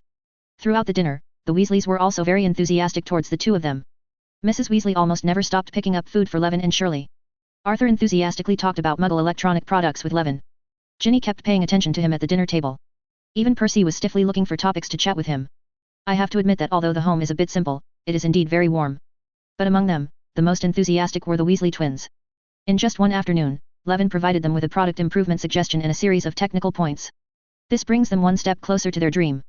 After the dinner, Mr. Weasley announced that he would spend some of the 700 galleons on a trip to Egypt for the whole family, and invited Levin and Siri to go together. Of course Levin refused. The Weasley family is too poor, and he, the owner of the Philosopher's Stone, has no way of looking for their family's money. After the two left the Weasley house, Siri sighed quietly. This holiday, Hermione's family is going to travel, and the Weasley family is also going to travel. Is it surprising that holiday travel is so popular these days? As she said that, she looked at Levin. If you don't want to slay the dragon, where can we try to travel? She still hasn't forgotten the dragon-slaying plan. Just then, another owl flew over and dropped a letter to Levin. Levin opened the letter, read it and handed it to Siri. Your luck has come. Good things are coming to your door now. You can travel and slay dragons. The most important thing is that you can lose money for free during the whole journey. Chapter 160. This letter comes from Gina, Director of the Department of Magical Law Enforcement. This letter is actually a formal invitation from the Department of Magical Law Enforcement inviting Levin and Cyrilla to participate in a commissioned task from the Ministry of Magic. The mission is probably to go overseas and deal with a black dragon that has escaped from the Great Yin. The general content of the invitation letter is as follows. In view of the extraordinary black dragon creatures that we will face in this mission, upon the proposal of Gina Proudmore, Director of the Department of Legal Enforcement, the Ministry of Magic hereby invites Mr. Levin Green, the recipient of the Order of Merlin, First Class, to as well as the recipient of the Order of Merlin Level 2, Miss Cyrilla Relin, as a professional consultant to participate in the mission. I also sincerely hope that Mr. Green and Miss Relin can participate in it and contribute to the protection of wizards. The Ministry of Magic various rewards will be provided. As for the mission departure time, it will be 3 days later. What, do you think we should participate? Cyrilla was a little surprised. Didn't you always look down on the Ministry of Magic of the Kingdom of Yin before? You're right, I do feel that this Ministry of Magic is not very good. Levin nodded in agreement. It would be fine if it were an invitation letter sent by someone else, but this one is different. It is actually Gina who invites us this time. Ms. Proud 563 Demore, is that Ministry of Magic official who corresponds with you every few days. Siri was deeply impressed by this name. Who else could it be besides her? Levin sneered. The people at the Ministry of Magic are so obsessed with face that they wouldn't ask us two minors to take action on this kind of accommodation. Ms. Proudmore turns out to be so eclectic, no wonder she agreed. Cyrilla's impression of Gina immediately improved. Of course it's not just this reason. Speaking of this, Levin said in a mysterious tone, actually, Gianna is essentially the same type of person as us. A kind of person, you mean?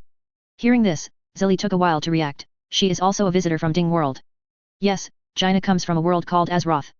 The level of civilization development in that world is similar to that of your hometown. But the difference is that Azeroth is more advanced than your hometown in terms of magical civilization. Levin introduced.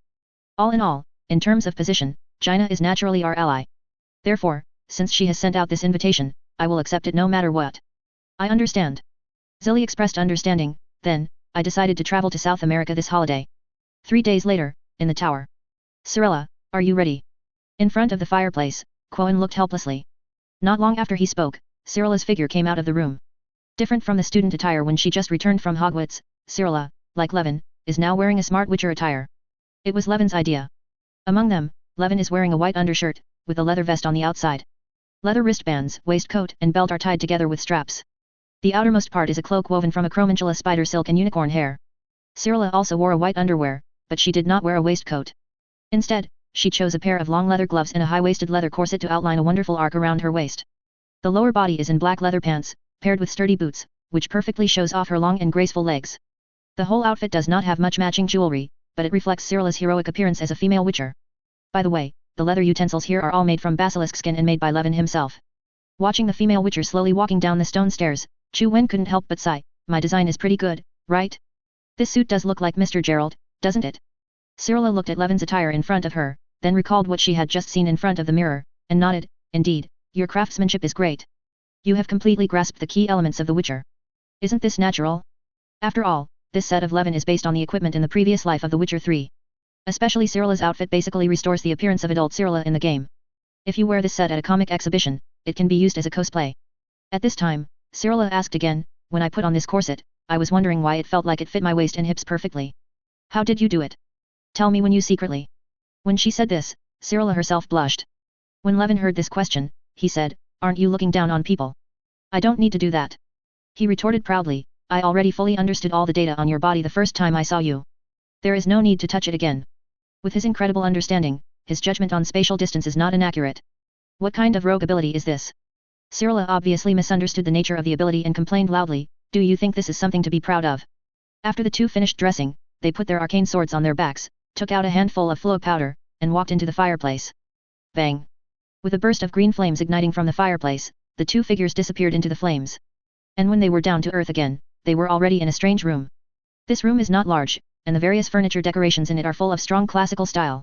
They are not very expensive, but each is exquisite, forming a quite medieval-style house. But what surprised Levin was that the place was filled with Muggle appliances such as televisions, just like his home.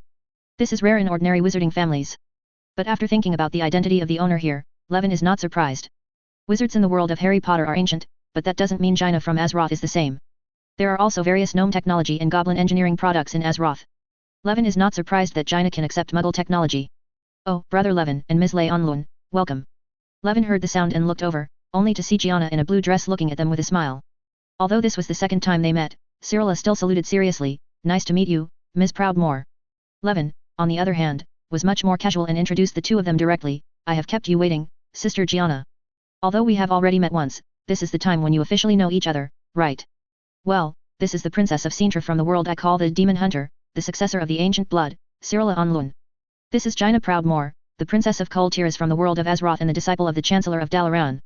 As he spoke, Levin opened his hands and sighed, you two, plus myself, are all the other world visitors I've found in this world. If we want to answer our hometown, we all need to work together.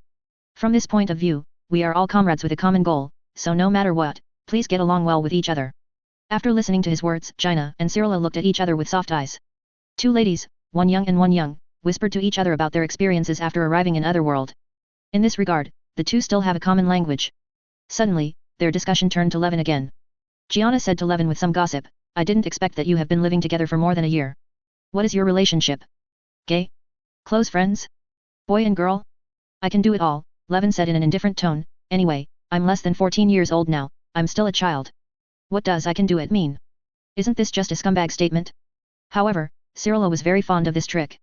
When she was in the world of Witchers, she never received any education about heterosexual relationships. After traveling to the world of Harry Potter, you are alone in a foreign land without any acquaintances around you. I have been worrying about survival and have no chance to think about this. Levin's appearance was almost a ray of hope in her confused life. For more than a year, she has accepted Levin's situation of wandering among multiple opposite sexes. Coupled with the influence he received from his adoptive father, the White Wolf Gerald, in the past. This girl's concept of men and women has been severely distorted. I think Levin's behavior is normal, even after hearing the title boyfriend and boyfriend, the corners of my mouth couldn't help but grin. This attitude surprised even 3.9 Jaina. However, she didn't comment too much. She just gave Levin a city-savvy look, seeing how you play, I always feel that I am old and can't keep up with the times. Sister Gianna doesn't look old at all. Levin praised, we stand together, and in the eyes of others, Sister Gianna is indeed our older sister. So, Joe Anfu can definitely participate in our gameplay. Taking advantage of his young age and good looks, Levin indulged in unscrupulous talk. Hearing these flirtatious words, Jaina didn't seem angry, she just gave him a fierce look. Then he said seriously, actually, inviting you here this time is not just as simple as asking for help from the Ministry of Magic. If it was just an ordinary black dragon, I wouldn't bother you at all. Just now Levin said, the three of us are all the visitors from Otherworld found in this world. In fact, now it seems that this number may need to be increased by one more, because I seriously doubt that this black dragon actually comes from Otherworld. Pictured is Cyrilla. Chapter 161. Next, Jaina briefly explained the mission to the two of them. To put it simply, just last month, a black dragon suddenly broke into Liverpool in the underworld, causing damage to more than a dozen houses, more than 20 people died, more than 80 people were injured, and several streets were destroyed. It is said that the Muggle Prime Minister was so furious that he almost called in the troops. The Ministry of Magic has also dispatched more than half of the Aurors, Strikers, and other employees to deal with the aftermath, specifically, blocking communications, emergency rescue, large-scale memory clearing, and repairing damaged buildings. But after all, people die. Unable to resurrect, the incident was ultimately attributed to a natural gas explosion. Things are pretty easy to solve here with muggles, but this is just a temporary solution, not the root cause. Ultimately it's the crazy dragon that needs to be dealt with. According to the information revealed by Jaina, the response from the Ministry of Magic was somewhat slow.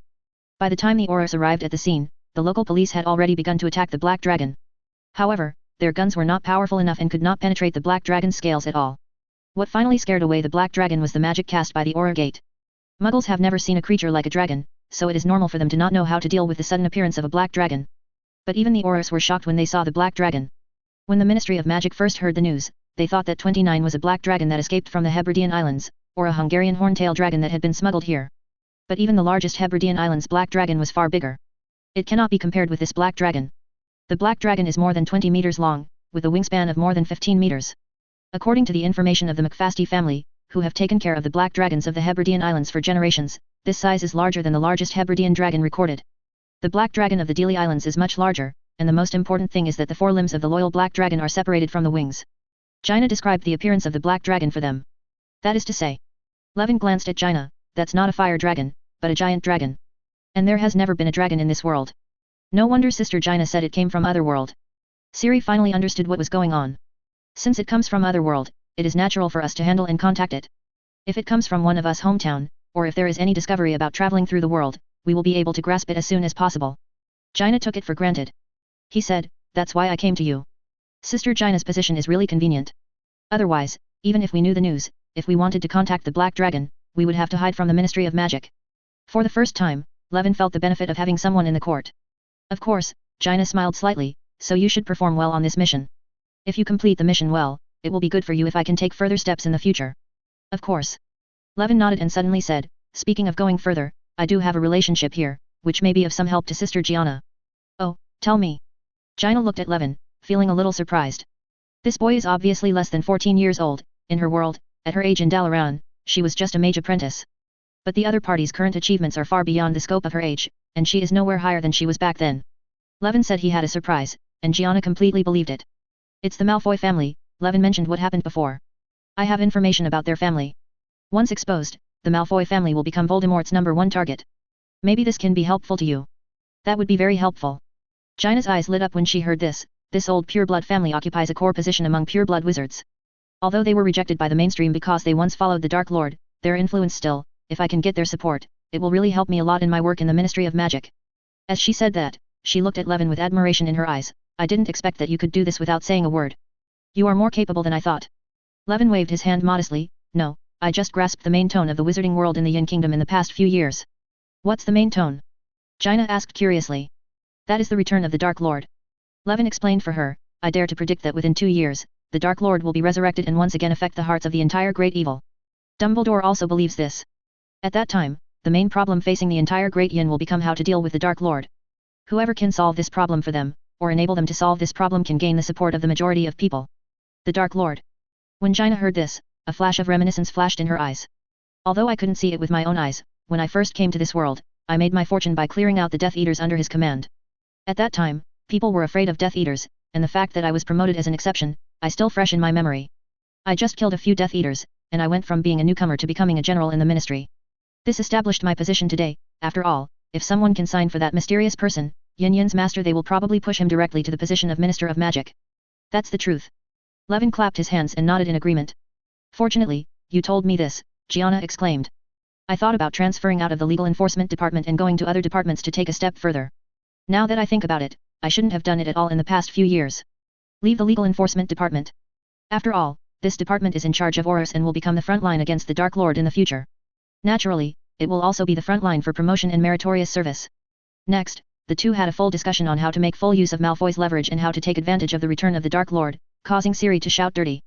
Looking at the last 3 parts of the original work, whether it is the fall of Cornelius Fudge, the succession of Rufus Scrimgeour 883, and the appointment of Kingsley Shacklebolt after the death of Voldemort, or even the further ones. Hermione Granger serves as Minister of Magic. These people either succeeded in order to fight against the Dark Lord, or they succeeded because they participated in the fight against the Dark Lord. In short, the influence of the Dark Lord is unique in the Great Yin. Fighting against the Dark Lord is political correctness. Jaina undoubtedly understood this. Thinking of this, Levin couldn't help but think of what Littlefinger said in A Song of Ice and Fire, chaos is the latter. When Dumbledore was worried about Voldemort's return, he would never have thought that there were people in Hogwarts who were looking forward to that day. It's not that they support what Voldemort did, instead, he was looking forward to how he could rise to the top while lying low on the ground. If Voldemort heard about such a thing, he would definitely be furious. I don't know how long time passed, but Gina suddenly slapped her head, as if she remembered something. Oh my god, I had so much fun chatting with you that I forgot about that incident. Gina said angrily, actually, you are not the only one who will be participating in the hunt for the Black Dragon this time. The people who are going with you are old acquaintances of yours. 5/4, 32/61. It's not easy to get a new book on the shelves. I'd like to ask for a wave of custom orders, a wave of flowers, monthly votes, reviews, and rewards. If you have votes, please give them to me, the author. This is really important to me. Chapter 162. After Gina led the two of them out of the study, she saw Nymphadora Tonks sitting bored on the sofa in the living room, as if mushrooms were growing from waiting. Suddenly seeing the two of them, he immediately waved to them excitedly. Levin, Cyrilla, you are finally here. I have been waiting for you for a long time. Hello, Sister Tonks. The two came forward and hugged each other. Tonks then praised, I have to say, the clothes you two are wearing look very handsome. I haven't seen them before. Where did they get them custom made? Of course I made it myself, Levin replied. The style is based on Shirley's hometown, and the materials are all from the spoils of the previous semester. One is that the basilisk. What a luxury. After Tonks sighed, she looked at the leather armor of the two of them, and then complained, actually, your clothes are quite suitable for aurors, but those old antiques from the Ministry of Magic will never agree to us adding more equipment. They pretend not to know. Aura is a profession that requires fighting various dangerous creatures and dark wizards. Hearing this, Siri couldn't help but look at Gina. As the deputy director of the legal enforcement department, Gianna can be considered one of the big shots. Who do you mean by this? But Gina obviously didn't care about a word or two of complaints, and even said, I think so too, the funding granted to the Aura office by the Ministry of Magic is too small. If I had that authority, I would never be stingy about giving each person a set of leather armor. Voldemort is coming back anyway, so there is nothing wrong with preparing the army for war. Don't think it's too much money. What's the use of keeping so much money? Leave it to Voldemort as compensation? Unlike Levin, Cyrilla didn't care about power or anything like that, so she turned to Tonks and asked, Sister Tonks, where should we go to find the Black Dragon on this trip? According to the intelligence provided by the Ministry of Magic, our target should be the Amazon rainforest. Amazon. Cyrilla was surprised when she heard this. Did that Black Dragon actually fly so far away after escaping from the Yin Kingdom? Although she has only traveled for 6 years, she still understands some conditions in this world. This is what we find strange. According to our statistics, it flew at least more than 9,000 kilometers on this trip. The average fire dragon has no ability to complete the flight across the ocean, let alone fly such a distance. Tonks also said confused. However, Zilly himself nodded after hearing this and said to himself, it is indeed a giant dragon from Otherworld. Its flying ability is not comparable to that of a local fire dragon. Okay, everyone, no matter how far this dragon flies, after all, it is a problem for our Yin Kingdom to fly out, so we, the Ministry of Magic of the Yin Kingdom, need to solve it ourselves. Gina glanced at the magic clock hanging on the door frame, and then picked up a tea horse from the side. We're getting ready to go. In the rainforest in the southern part of the Amazon rainforest, an agouti was carefully crawling out of a bush and coming to the riverside. For this small animal, which is at the middle and lower levels of the food chain, drinking water is the most dangerous time. We must always be wary of predators coming from blind areas, woods, and even underwater. Fortunately, there are no wild beasts nearby, so after testing it for a while, the agouti lay down at the water's edge with peace of mind, taking a sip. However, before it could breathe a sigh of relief, a space-distorted ripple suddenly appeared in the air not far from it. This sudden scene startled the agouti. It hurriedly got back into the bushes, only half of its head showing and looking at it curiously. Under its gaze, the twisted ripples expanded rapidly, and finally spit out 4 people. This door-opening technique is too poor. Levin, who fell out first, managed to regain his balance before landing. He supported the 3 people who landed next and started to curse. Cyrilla, Tonks, and Gina, none of them are mediocre when it comes to magic. But at this time, each of them looked pale. Levin, I can't help anymore. I feel so uncomfortable, vomit. Looking at Cyrilla in his arms who was covering her mouth and about to vomit, Levin took another bottle of uplifting potion from his belt, gave her a small sip first, drank a sip himself, and then gave the potion to Tonks and Gianna. Only then did he feel better. But despite this, the expression on his face was still very ugly. Because the journey just now was too uncomfortable. The teapot that Gina just took out was actually a door key. This kind of magical item enchanted with the teleportation spell is usually made from those inconspicuous containers in the Muggle world. For example, the previous teapot, or wooden barrel, boots, etc. Its function is to teleport anyone who touches it to a designated location. Compared with flow fans, the advantage of port keys is that they can teleport multiple people at one time. Although they can only go to the same destination, the destination does not need to have a fireplace. At the same time, using a port key does not require special training like traveling through apparition, so it can also be used by minor wizards. In addition, the door key is also more concealed and can be used during the day. In view of the above advantages, port keys have been widely used by wizards. But it doesn't come without a cost. For Levin, the biggest problem with door keys is the poor delivery experience. There is no need to compare it with teleportation and teleportation gate in arcane magic. Even flow powder and apparition are much more comfortable than port keys. Before Hogwarts adopted trains to transport young wizards, the school hospital was always overcrowded in the first few days of school, full of students who were sick and hysterical because of the door keys. Even Cyrilla, who possesses ancient blood and was born with space talent, was disgusted, which shows how bad the experience of the port key is. In addition, it is difficult to make door keys. Once a mistake is made, it will cause serious problems such as inaccurate transmission points. For the purpose of supervising the safe production of port keys and integrating the magical transportation network, the Ministry of Magic has established a port key registry. The door key Levin and his team used this time was specially provided by the Ministry of Magic. No wonder Tonks started yelling at those Ministry of Magic employees as soon as she landed. In the end, it was Gina who gave the full explanation. Actually, the people at the port key registration office have tried their best. For port keys, the farther the transmission distance is, the worse the experience will be. For intercontinental transmissions like ours that span 9,000 kilometers, can there be this experience is already pretty good.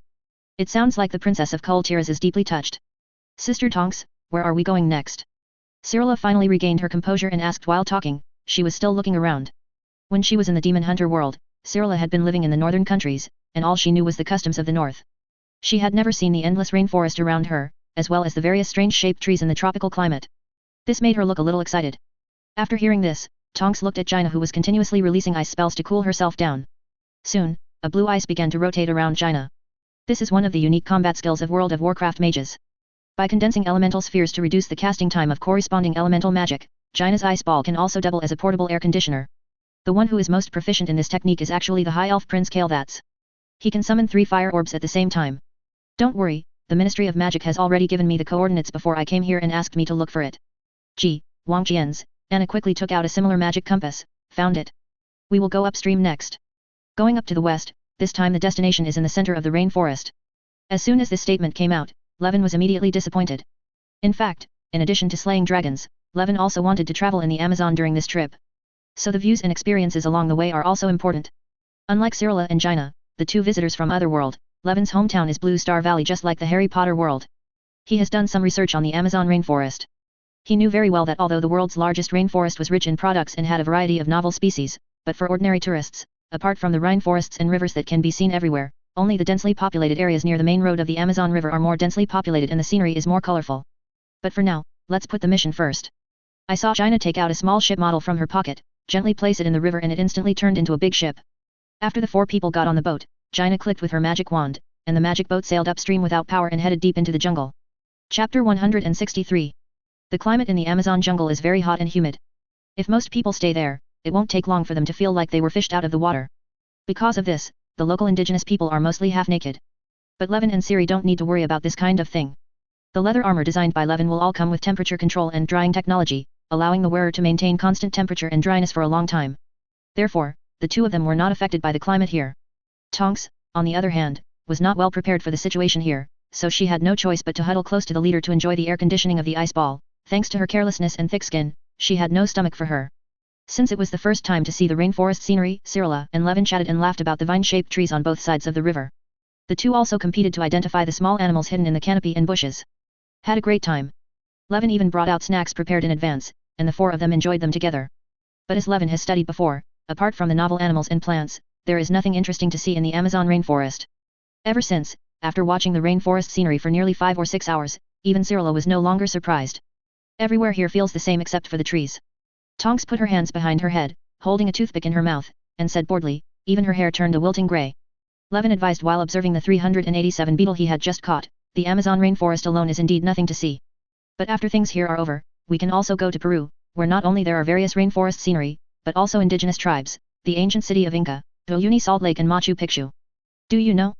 The vast salt lake there is like a mirror reflecting the sky. Sister Gianna, after we complete the mission, we are lucky enough to go on a trip, how about it? Of course, you can arrange it. Gina was fine with this. Since coming to this world, she seems to have never relaxed well with her friends. But the main reason is because, as a guest of Otherworld, I am always separated by a layer of distance, and I have never made any friends with whom I can truly be completely heart to heart. Thinking of this, her eyes looked at Levin a little gentler. Beside her, Tonks listened to Levin's description and was already looking forward to the future trip. Cyrilla naturally leaned lightly on Levin's shoulder, there was a smile on the corner of his mouth, as if he was imagining those wonderful scenery. But just when they were getting excited, Levin's words suddenly stopped. The boy stood up and looked far into the distance. After a long while, he sighed, Gianna, where did your pointer lead you? Jacob. We seem to have come to a different place. Looking at the strange scene that suddenly appeared in front of him, Levin murmured. Just now, their ship had sailed into a narrower tributary guided by the pointer. Different from the dense rainforest with dense trees before, the vegetation on both sides of the river in front of us began to become sparse, and even open plains were gradually visible. Since Levin was blessed with psychic perception, he could see that on the plain deep in the rainforest, there stood a rather huge cone-shaped stone building. How can there be a pyramid in a place like this? Pyramid is the general name for pyramidal buildings. Since there is no need to consider mechanics when building, the cost is relatively low as a spectacle.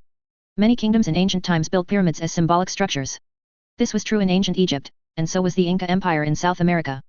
However, unlike the Egyptian pyramids which were used as the tombs of pharaohs, most of the pyramids in the Inca Empire were used for religious sacrificial activities. Those in power believe that tall pyramids can facilitate their communication with heaven. The most amazing thing about the pyramid is that it is made of stones weighing thousands of tons, and there is no adhesive between the stones. It is only built by the overlapping and interlocking of the stones. Muggles thought this was very incredible in ancient times, so there were different opinions on the construction of the pyramid. Some people believe that the construction of the pyramids represents the blood and tears of the ancient Inca people. Some people think it was left by aliens. How the pyramids were built is not a secret to the division. Ancient wizards were very resourceful and had great ideas. They served those in power and built pyramids. At the same time, they also mixed many private goods into the pyramids, so as to use the power of the whole country to complete their own magic. At least the Egyptian and Mayan pyramids were built this way. The four people marveled and came to the pyramid. Levin observed the pyramid, searching for traces of magic. Gina held the pointer and pointed at the target. Finally, she found a skinny old man in the nearby rainforest who was peeping his head. The old man was naked from the waist up, wearing a cloak made of hundreds of different feathers, and holding a coiled wooden staff, looking like an Amazon native. When she saw Gianna, she actually held hands and greeted them. The four people went up to meet them and heard the old man say, "Hello, everyone, are you wizards from the Yin Kingdom?" He speaks fluent English and can talk about the Yin Kingdom. No matter how you look at it, he is a fake butcher. The four of them looked at each other, and finally Gianna stepped forward. "Hello, old gentleman, we are indeed wizards sent by the Ministry of Magic of the Kingdom of Yin. Are you the contact person here, Hornbill?" Yes, I am Hornbill, but you can also call me by my real name Manco Capac." The old man said cheerfully, "Welcome all you outside wizards to my territory, now please tell me how to go to my tribe." As he said that, the old man turned around and walked deeper into the rainforest. Several people looked at each other and could only follow behind. After walking around a big tree, the group soon saw an indigenous tribe. The people here live in houses made of wood and hay.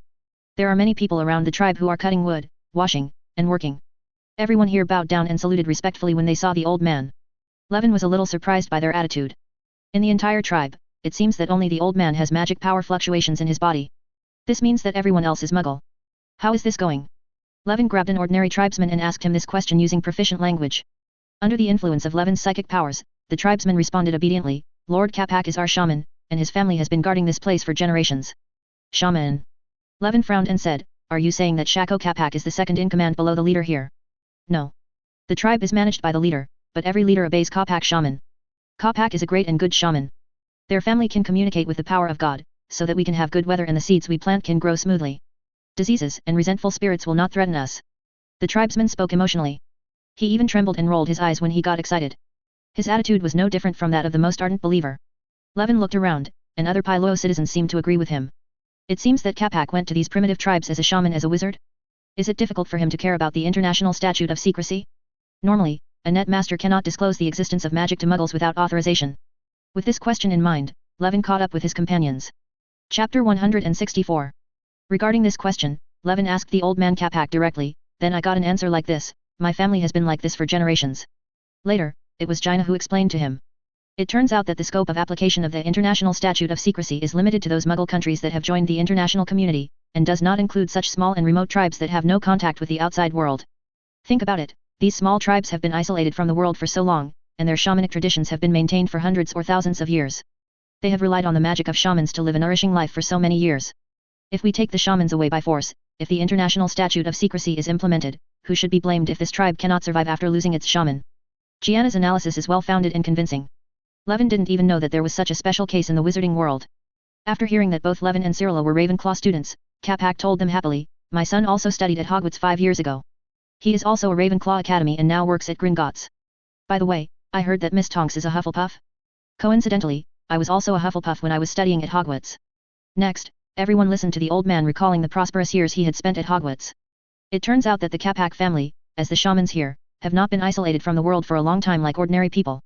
Since European wizards came to America with the Spanish, they have had exchanges with their European counterparts. For example, their family has sent their children to Hogwarts for generations to learn about the outside world. After graduating, young wizards usually find a job in the wizarding world of the Yin Kingdom, marry the wizards there, and leave heirs. When you get older, out of the responsibility of protecting their homeland, they will give up the colorful, compared to the tribe, wizarding society and modern, compared to the tribe, living conditions in the outside world, and return to the primitive and monotonous rainforest tribe to learn from their elders. Inheriting the position of the previous generation of shamans, practicing traditions and protecting several nearby tribes.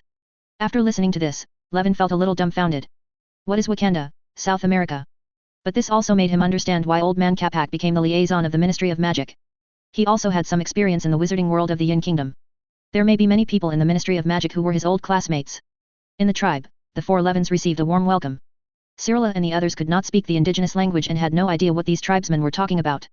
But Levin discovered through language comprehension that the 4 of them were actually visiting shamans and messengers of Quetzalcoatl, as introduced by Old Man Capac.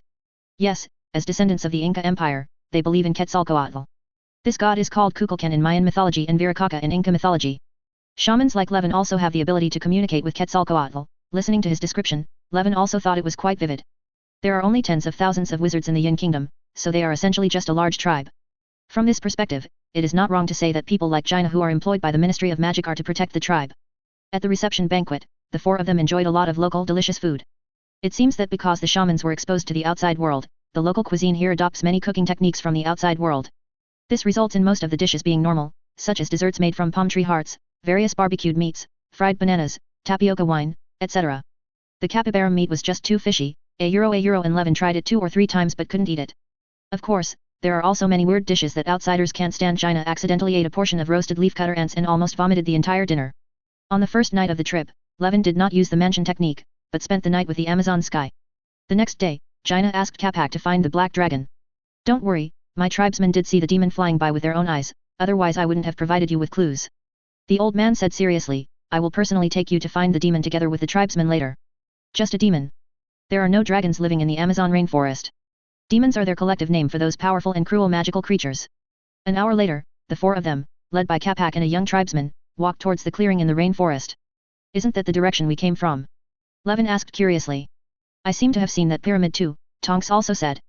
The young man chirped and said something to Capac, then Capac turned around and said with a smile, my tribesman said that the demon flew in that direction at that time, but it was no longer visible after a short distance. It probably fell into that direction. In the jungle. That's it. Several people nodded and accepted his judgment.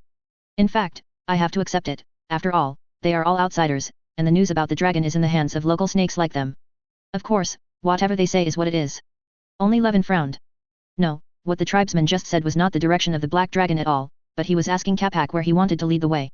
He pointed out the direction for us only after being signaled by Capac. This shows that Capac is purely lying when he said that he was an eyewitness at the time. The so-called black dragon is hidden in this jungle is purely Capac's own opinion. He actually deceived us because we didn't understand the native language. Fortunately, he didn't know that I knew the magic of language comprehension. A euro, please give me flowers euro. But why did Capac do this? What's his conspiracy? Levin thought hard for a while, but because there were too few clues, he still had no clue, so he decided not to expose his lies for the time being and to take a long-term view to catch the big fish. But from this point of view, I was right to cast detector on every dish last night. For people like this who tell lies, even if they didn't poison last night, it doesn't mean they won't poison them in the future. You have to be more careful. With a vigilant mind, Levin followed the others to the plain clearing, passed through the pyramid, and entered the opposite jungle to start a search. This jungle seems to be very big. Even if we limit the area here, we won't be able to search it all in a short while. Looking at the vast rainforest in front of her, Tonks fell into confusion. In this case, why don't we search separately? Capac suggested, we can work in pairs, with the sole purpose of searching. How about sending a signal as soon as we see the dragon, and waiting for everyone to gather before fighting? Jaina nodded, this is indeed a sound plan. Seeing that the other party accepted the proposal, Capac struck while the iron was hot, Director Gianna, your magic is the most powerful among us. The tribesmen who are not as good as mine will be left to your care. Are you planning to drive away the strongest person? After knowing that the old man had a problem, Levin easily saw through his plan and couldn't help but frown. However, the other party's proposal is also reasonable. If you want to search in groups, the most important thing is to keep the strength of each group equal. No one group is too weak, giving potential dragons an opportunity. This is a conspiracy and he won't stop it. Next, Capac looked at the other 3 people. Seeing this scene, Cyrilla came to Levin and whispered in her ear, why don't we work as a team? Levin glanced at her. The girl's face was flushed and she blinked at him ambiguously. He immediately understood the other party's plan. So he took the initiative and said, Mr. Capac, why don't you and I join a team? To be honest, I'm quite interested in the jungle, and I hope I can teach you more. I already hinted like this, but you actually went to find that old man? Is it possible that the old man is more attractive than me? She quietly tugged on Levin's left hand, but Ying Ying ignored her and still looked at Capac with warlike eyes. Old Capac blinked at Levin's initiative, seemingly a little surprised, but immediately agreed, okay, it just so happens that I also want to know about the current Hogwarts, so I'll go with you. In this case, the two of us will be a team. Tonks was also a little surprised that she and Cyrilla were assigned to the same team, but she immediately accepted it without hesitation. So the 6 people were divided into 3 groups and started searching the jungle. Chapter 165. How difficult is it to find something in the rainforest? There are tall trees everywhere with lush crowns, and the competition between plants is extremely intense. All plants are trying to make themselves taller, and stretch their branches and leaves as much as possible to block the sunlight of their competitors. Under this terrible species competition, the rainforest is almost divided into 2 worlds above and below the tree canopy. The upper part is bathed in sunlight, while the lower part can only enjoy the faint light left through the numerous leaves. This makes it impossible for Levin to quickly view large areas by climbing high and looking far away. Below the canopy, generally larger individuals cannot fly. Twisted tree trunks, dense branches, and countless drooping vines make the low altitude of the rainforest dense with obstacles. If you're not careful, you'll bump into something. If you want to search for something here, you can only use your legs to cross the 4-2-3 tree roots, large and small shrubs and ferns, and search on the ground. This greatly increases the difficulty of searching. In this regard, wizards have an advantage over muggles, at least wizards' manifestation spells are not as easily interfered with as muggles' search and rescue equipment. Levin, who took the initiative to deal with Old Man Capac, walked forward in the dense forest with him. Levin took the initiative to walk in front, leaving his back completely to Capac, looking carefree and undefended, chatting while walking forward. In fact, Levin's psychic abilities were always on alert. At the same time, the druid's ability is also particularly active in the rainforest, and the surrounding plants all become Levin's eyes. This appearance of being loose on the outside and tight on the inside is to tempt Old Man Capac to take action. If he really has malicious intentions. However, until most of the day passed, Capac still maintained the appearance of a good old man, showing no flaws. Even Levin almost doubted, is it difficult for me to guess wrong before? But in the end he firmed up his idea, there is something wrong with this old man, otherwise, he would not have made up a lie about the whereabouts of the black dragon for no reason and led them to search in the forest for nothing. But where does the problem occur? Levin still didn't understand this until he returned. After a whole day of searching, naturally nothing was found. After all, the information about the whereabouts of the black dragon was originally made up by Old Man Capac. As agreed, the 6 people gathered under the pyramid and walked towards the tribe. Needless to say, I felt disappointed along the way. Old Man Capac took the initiative to comfort him. According to the observations of the tribesmen, there has never been a black dragon or similar creature taking off from this rainforest in the past few days, which means that the dragon either stays where it is or leaves on foot. It can go, there are not too many places, we will search for another day tomorrow and we can always find it. Capac's words cheered up a few people a little, but Levin was the only one who remained unconvinced. On the way back, the boy quietly approached Jaina and asked, how did you get the information that the black dragon was here? This question was asked abruptly. Jaina glanced at Levin, then at Capac who was walking in front, and said keenly, do you think there is something wrong with this Capac? Without waiting for Levin to answer, she explained directly, in fact, we didn't know that the black dragon was here at the beginning. We only barely found that the black dragon was heading to South America through magic tracking. After that, the Ministry of Magic of the Yin Kingdom only acted like the magic governments of various countries in South America, and the friendly forces contacted issued a statement that dangerous magical creatures have been observed heading to South America, and requested that they inform the Ministry of Magic of the Underworld in a timely manner if they have relevant discoveries. As for the specific dangerous magical creature and where it comes from, the Ministry of Magic has not disclosed it. Fudge thinks this is for the prestige of the Ministry of Magic. As I guessed, Fudge is this kind of person. Levin nodded. Through his past life understanding and current life experience, he knew the current Minister of Magic, Cornelius Fudge, very well. He was a weak politician and a standard power animal. He has no political ideals or actions, and everything he does is just to maintain his power. People like him want to cover up things as soon as they happen, and will not take the initiative to announce their mistakes to the outside world. No wonder the Ministry of Magic is willing to believe that the Black Dragon is here. After all, when the Ministry of Magic did not disclose complete information, Capac took the initiative to discover the Black Dragon. Being able to learn about the Black Dragon itself proves the authenticity of the information. Then the question is, if the witnesses are false and the so-called Black Dragon information was forged by Capac, then how did Capac know about the Black Dragon? Thinking of this, Penguin was shocked.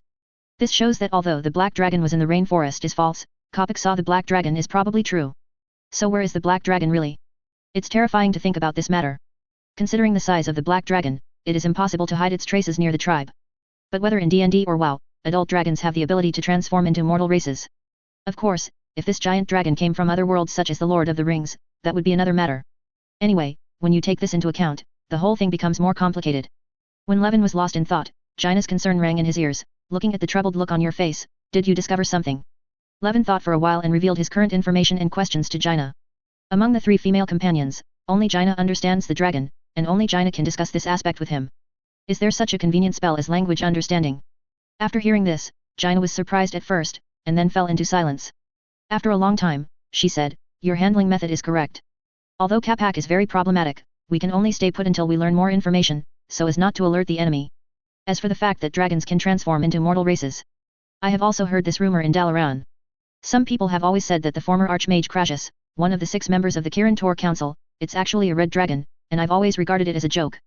From what you say, it's probably true. It's hard to change that teacher Antonidas laughs every time he hears this rumor. Speaking of this, 4.4 Jaina couldn't help but think of her days in Azeroth again, and she couldn't help but look nostalgic. Levin did not disturb the Dalaran mage, but quietly listened to her recount the past. After a while, she said, sorry, I was a little off topic. It's okay, Sister Jaina. I've known Azeroth for a long time, but I've never met it. It's interesting to hear your stories about it. Thank you, Levin. Jaina sighed, back to the topic, since the dragon has the possibility of turning into a mortal, then we have to guard against it. When we return to the tribe tonight, we have to find an opportunity to explore around, see if there is anyone suspicious here. But the dragon that transforms into a mortal is still a dragon, so be careful not to alarm the other party. Now that the 2 of them had made up their mind, they separated again, pretended that nothing happened, and followed Old Man Capac back to the tribe. Chapter 166. After returning to the tribe, a grand bonfire party was held as usual in the evening. Apart from anything else, the Old Man Capac was unambiguous in his hospitality to these guests. Various rainforest delicacies, tribal indigenous music and dance, etc., they brought out everything they could. The main thing is to use the material resources of a star tribe to make the guests happy. It would be better if he didn't have such little thoughts behind it. But then again, if Capac didn't have those intentions behind his back, he might not have paralyzed them with such a grand reception. During the bonfire party, Levin was still the same as yesterday, eating and drinking with the unsuspecting Cyrilla and Tonks. But the focus is entirely on observing the details of the tribe, whether it is the tribal leader who is respectful to them, the indigenous waiters running around, the musicians playing indigenous instruments, the indigenous men and women having fun in front of the campfire, or the marginalized elderly indigenous people. Levin carefully observed everyone he saw, trying to find any clues about them. No 29, they all looked like the most ordinary tribesmen, and none of them had the characteristics of a dragon. Maybe I guessed wrong? Or is it that Schrodinger's black dragon incarnation did not participate in the dinner, but was hiding in a corner of the village? Thinking of this, Levin used druid methods to control a small bat less than 20 centimeters long through animal control and connected his senses to it. The wizards in this world have no understanding of druids, and there is no way they would have expected Levin to have such a method. It can be said that it is impossible to prevent it. Sure enough, no matter how the little bat flew around in the tribe, it would not attract anyone's attention. Anyway, there are a lot of bats in this place at night, and it's normal for one to break into the tribe occasionally. As a result, Levin was able to control it unscrupulously to explore every corner of the tribe, trying to find the secrets hidden by Capac. However, after flying around, Levin could not find the hidden black dragon incarnation he imagined. I'm confused that the black dragon is really not here. Is my guess wrong? Just when Levin began to doubt himself, the little bat's ultrasonic wave suddenly responded, and there were humanoid creatures in the nearby rainforest. Levin controlled the little bat and looked over, and sure enough he saw a human-like shadow in the shadowy forest. But at the same time, the figure's red eyes also looked at the bat. Discovered. Levin couldn't help but be surprised, so he gave up tracking with the bat, and instead used the excuse of going to the toilet, and went to a remote corner to catch up in person. Such suspicious clues must not be let go. After simply casting the buff for himself, Levin strode towards the direction where he found the figure. At the same time, his psychic power detection was fully activated, searching for suspicious things in the forest. Soon, he locked onto that figure. Got you. The smiling man in front of Levin ran away quickly, walking vigorously through the trees, and came to the front in a blink of an eye. Then he saw the true face of that figure. It was obviously a woman, but her body was like a big cat, her limbs and fingers were abnormally long, and it looked like she had been stretched. Her hair was tied into long, black braids, and she had along the face has a high nose bridge. The clothes on his body are all made of animal skins, and the whole person looks like a humanoid beast. Seeing Levin's arrival, the strange woman was obviously very surprised and said in a hoarse and deep voice, "You are an outsider. Does the other party seem able to communicate?" It's just that the other person stumbled when he spoke, and his accent was vague and weird. It was obvious that he rarely used language. Levin pointed his wand at the other party. "Tell me, who are you and why are you snooping here?" But at this time, he had actually let down most of his vigilance. According to the feedback from identification technique, this woman does have a powerful dark magic power in her body, but in terms of size, it is even inferior to the fire dragon in the Harry Potter world, let alone a giant dragon, so she can never be a dragon. The avatars are mostly local dark humanoid races. The woman did not answer Levin's question, but said in a hoarse voice, "Foreign, wizards, you shouldn't stay in the tribe, otherwise the only thing waiting for you is prison. Can I consider this a threat from you?" Levin asked in a deep voice. The woman tilted her head, seemingly surprised by Levin's reaction. She seemed to feel that the other party did not understand what she meant, so she emphasized, "Leave the village, otherwise you will die." Just then, Levin noticed, behind the woman, two more women who looked similar to him and had the same body shape appeared, rushing towards him. Behind him, his companions were also approaching quickly. "What happened here, Brother Levin? Who is she?" Gina was the first to come to Levin. "I don't know him, he's probably a local dark race." Levin stared straight ahead and answered casually. "Shavrina," the woman said suddenly. "What?" Gina was confused. "Shavrina, my name is," the woman added. "I see." Seeing that the other party was interested in communicating, Gina smiled and stepped forward, trying to negotiate with the other party. "Hello Lina, my name is Gianna and this is Levin, nice to meet you. But her friendliness did not receive the same response. Instead, Shavrina took a step back reflexively. She stared closely behind the two of them, as if she had discovered something she didn't want to see, and said to herself, "Gina, Levin, leave the village, otherwise there is only death waiting for you." With that said, he turned around and left quickly. At the same time, Kapak also arrived. Levin was about to chase, but was stopped by Kapak. "There is no need to chase them," the old man said, "as long as you don't listen to their nonsense, they will not pose a threat to us." "Do you recognize them?" Levin asked curiously. "The three sisters, Kajalai, Sena, and Chaflina, are a local vampire group." Kapak explained, "They feed on the blood of the indigenous people in the rainforest and are dark creatures that cannot see the light. If they were not too fast, I have told them to wipe them out a long time ago. Apart from their speed and a few tricks, they are not threatening at all. As long as we are careful not to fall into their trap, they will not threaten us." When introducing them, Kapak's tone was full of disdain, just like a standard proud wizard. But Levin's psychic ability detected a hint of envy hidden in his tone. "Now that they have left, let's go back to the tribal area and continue playing music and dancing." Led by Kapak, several people returned to the tribe and really knew how to continue. No one noticed that after they left, a small bat flapped its wings and flew in the direction the vampire left. Update 5/4, more, 33/641. It's not easy to get a new book on the shelves.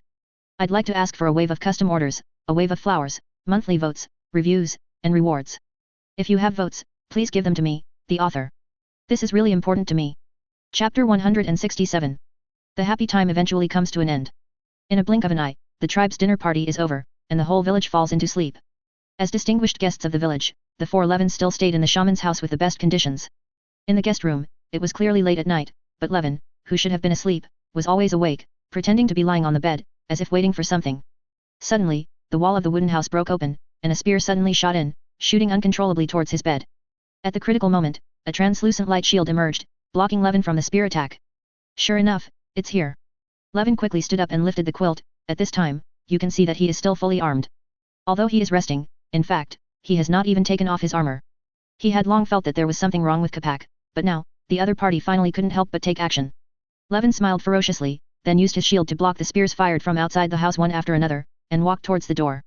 The most urgent task now is to confirm the situation of Cyrilla and the others. Although wizards' magic is very destructive, their bodies are only stronger than ordinary people. This means that if they are attacked in their sleep, they are still extremely vulnerable. Even if Levin had warned them before going to bed and provided necessary protection, now that the enemy was launching a surprise attack, he still had to confirm their safety. Boom boom boom. Enemy attacks continued one after another. After the spear was thrown, the fire struck. Fire came down from all directions, turning the entire house into a sea of a flames. The scope of this sea of a fire is extremely huge. Through the detection of psychic powers, Levin was surprised to find that not only his room, but now all areas in the entire shaman's house were engulfed in flames. Able to ignite such a fire in one breath, Levin realized that there was only one possibility for the source of the fire. Dragon breath. And it has to be the dragon breath that the black dragon tries its best to do. Under the influence of this dragon's breath, the endless high temperature is spreading to various rooms at an alarming speed, and everything it touches is reduced to ashes. Moreover, the flames of this dragon's breath are far more lethal than ordinary fire, and Levin's shield is being consumed at a rate far exceeding ordinary burning damage. It's really a big deal. Levin gritted his teeth and sighed. At the same time, an invisible force was triggered and wrapped around his whole body, firmly blocking out the fire. This is the spell triggering fire resistance that he had prepared long ago. This spell has the function of trigger. When the subject suffers fire damage, the spell will be activated because Levin provides fire resistance. Since it is speculated that the black dragon may be with Kapak, Levin will naturally be on guard against its dragon breath. Including the previous triggered shield and triggered fire resistance, these are all countermeasures that Levin has prepared for everyone in advance. Under its flame resistance, those raging fires were instantly isolated from the protection. After all, this is just a flame ignited by the dragon's breath, not a direct encounter with the dragon's breath. Although this fire is stronger than ordinary flames, it is still within the range of flame resistance.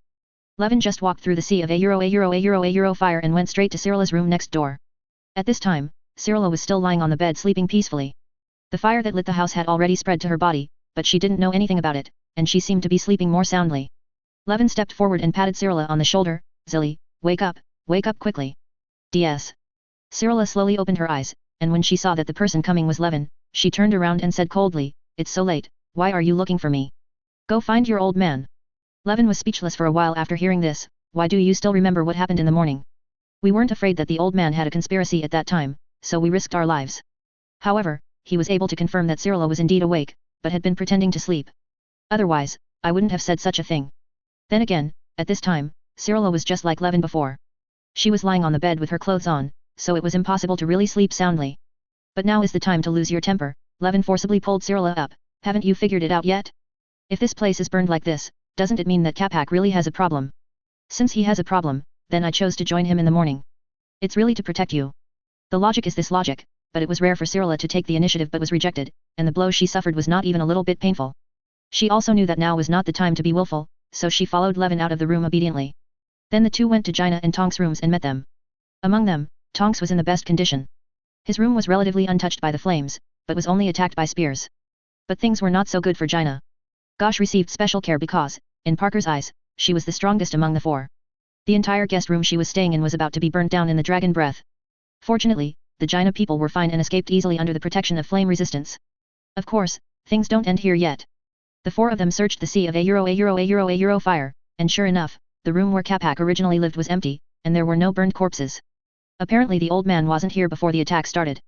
This further proves that the attack is related to him. What to do next? In the sea of a fire, Gina looked at Levin and asked for his opinion. After just one battle, she had fully seen the boy's ability and recognized his dominant position.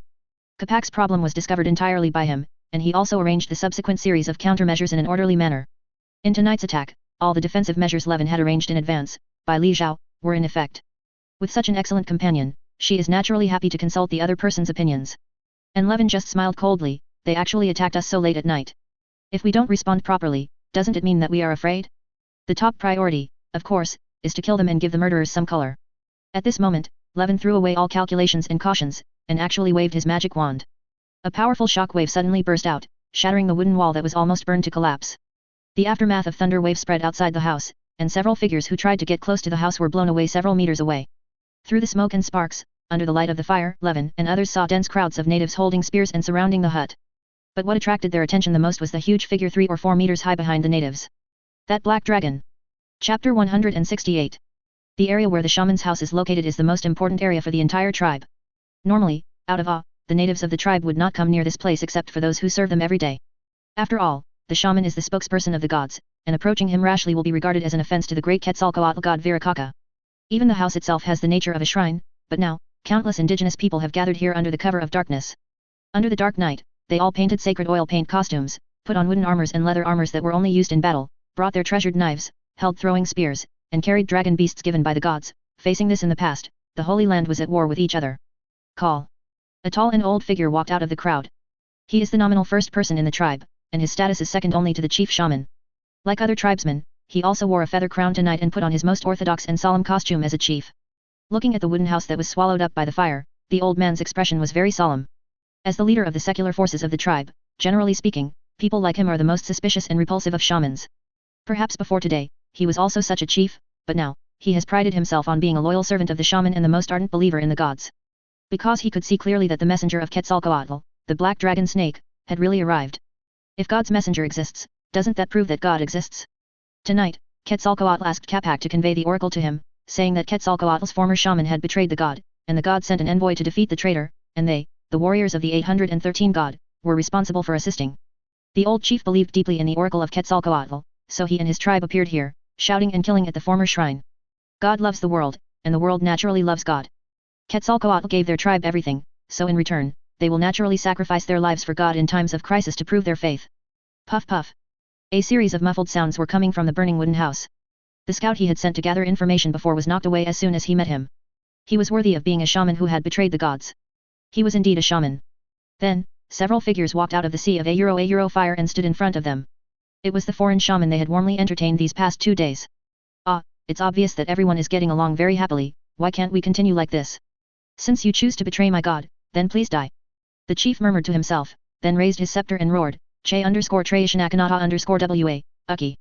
Quechua, kill those traitors. After saying this, the surrounding indigenous warriors, dragon beasts and young dragons roared and rushed towards the man and 3 women in front of them.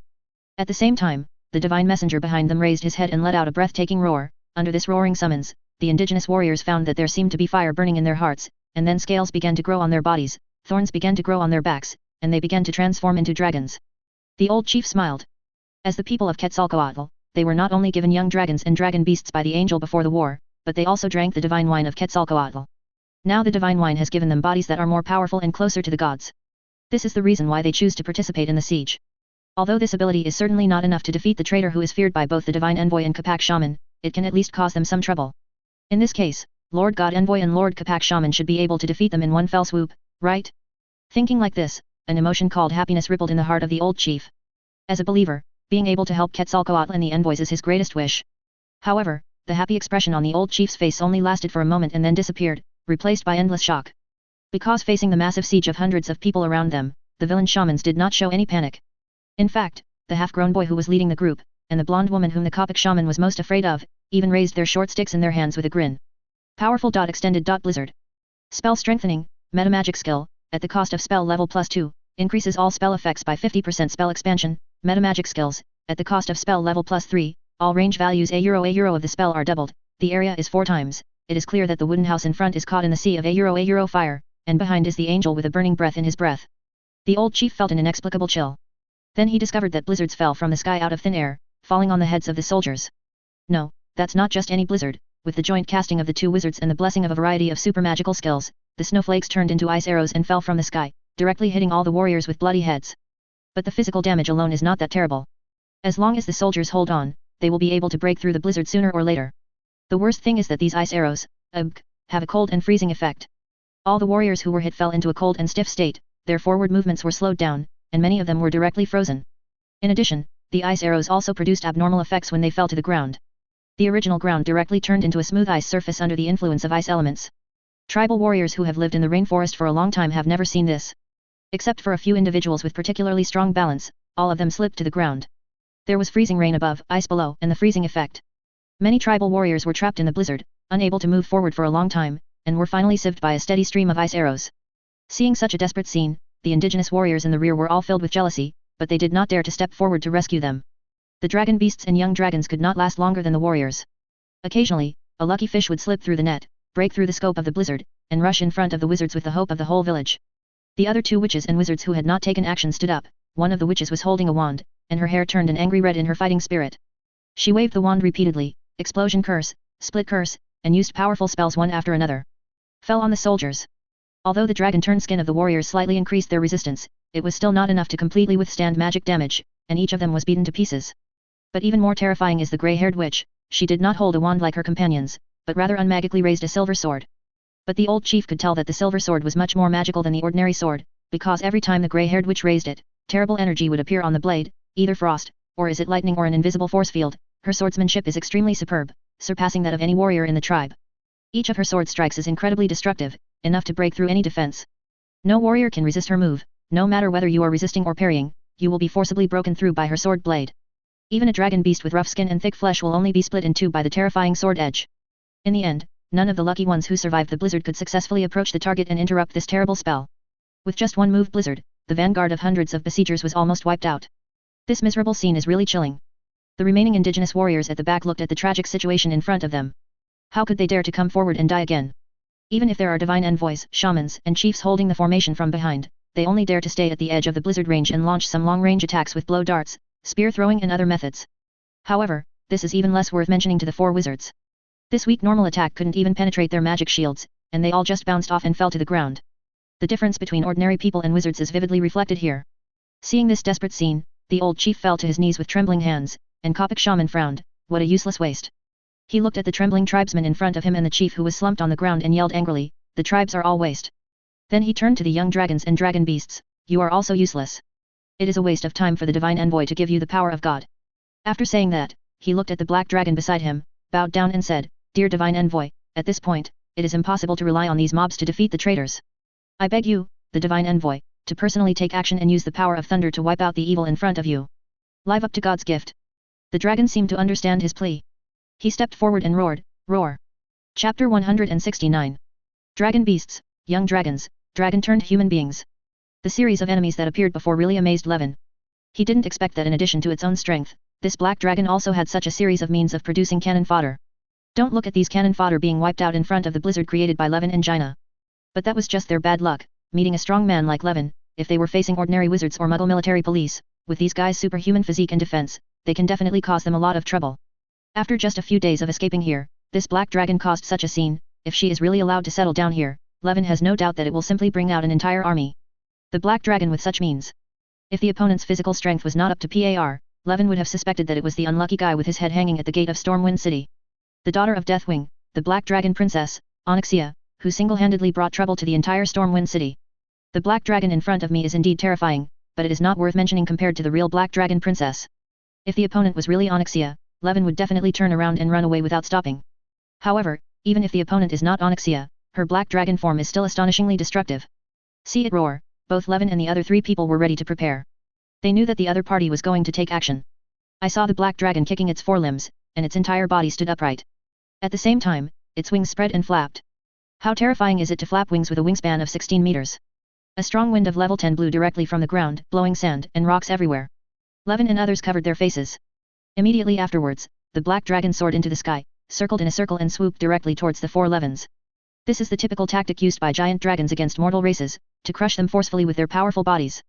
Get out of the way. Levin warned loudly and dodged to one side in a few steps. Jaina, Cyrilla, and Tonks also dodged. Tonks and Jaina even used the technique of tracking step. With just one move, the four people were scattered. Capac on the other side was not idle either. He picked an opponent at random, waved his wand and faced him. The black dragon failed to hit a single blow, but was not discouraged. It relied on its powerful body to rush forward and continuously attacked any enemy that appeared in its sight. Its existence is the biggest trouble on the battlefield. The black dragon is huge, and its movements can cause huge damage to four mortals, and every blow will cover a huge area. Faced with its bites and claws, Levin had to run at least 5 or 6 meters away to avoid it. This greatly increases the difficulty of dodging. Levin and Cyrilla were fine, their skills were strong enough, and it was not impossible for them to dodge with all their strength every time. But Tonks and Jaina were in dire straits. With their agility, they couldn't avoid the black dragon's attack. Therefore, every time they were targeted, they were forced to use trailing step. Once or twice is fine, but once more, the magic power consumption will be too high, and sooner or later you will be dragged to death. What about them? The black dragon's natural magic resistance allows it to ignore the influence of most magic. And when Levin used magic with physical effects, he had to face the resistance of strong dragon scales. The black dragon is naturally immune to most fire magic. Other spells will also face the effect of being unable to break through the defense when faced with dragon scales.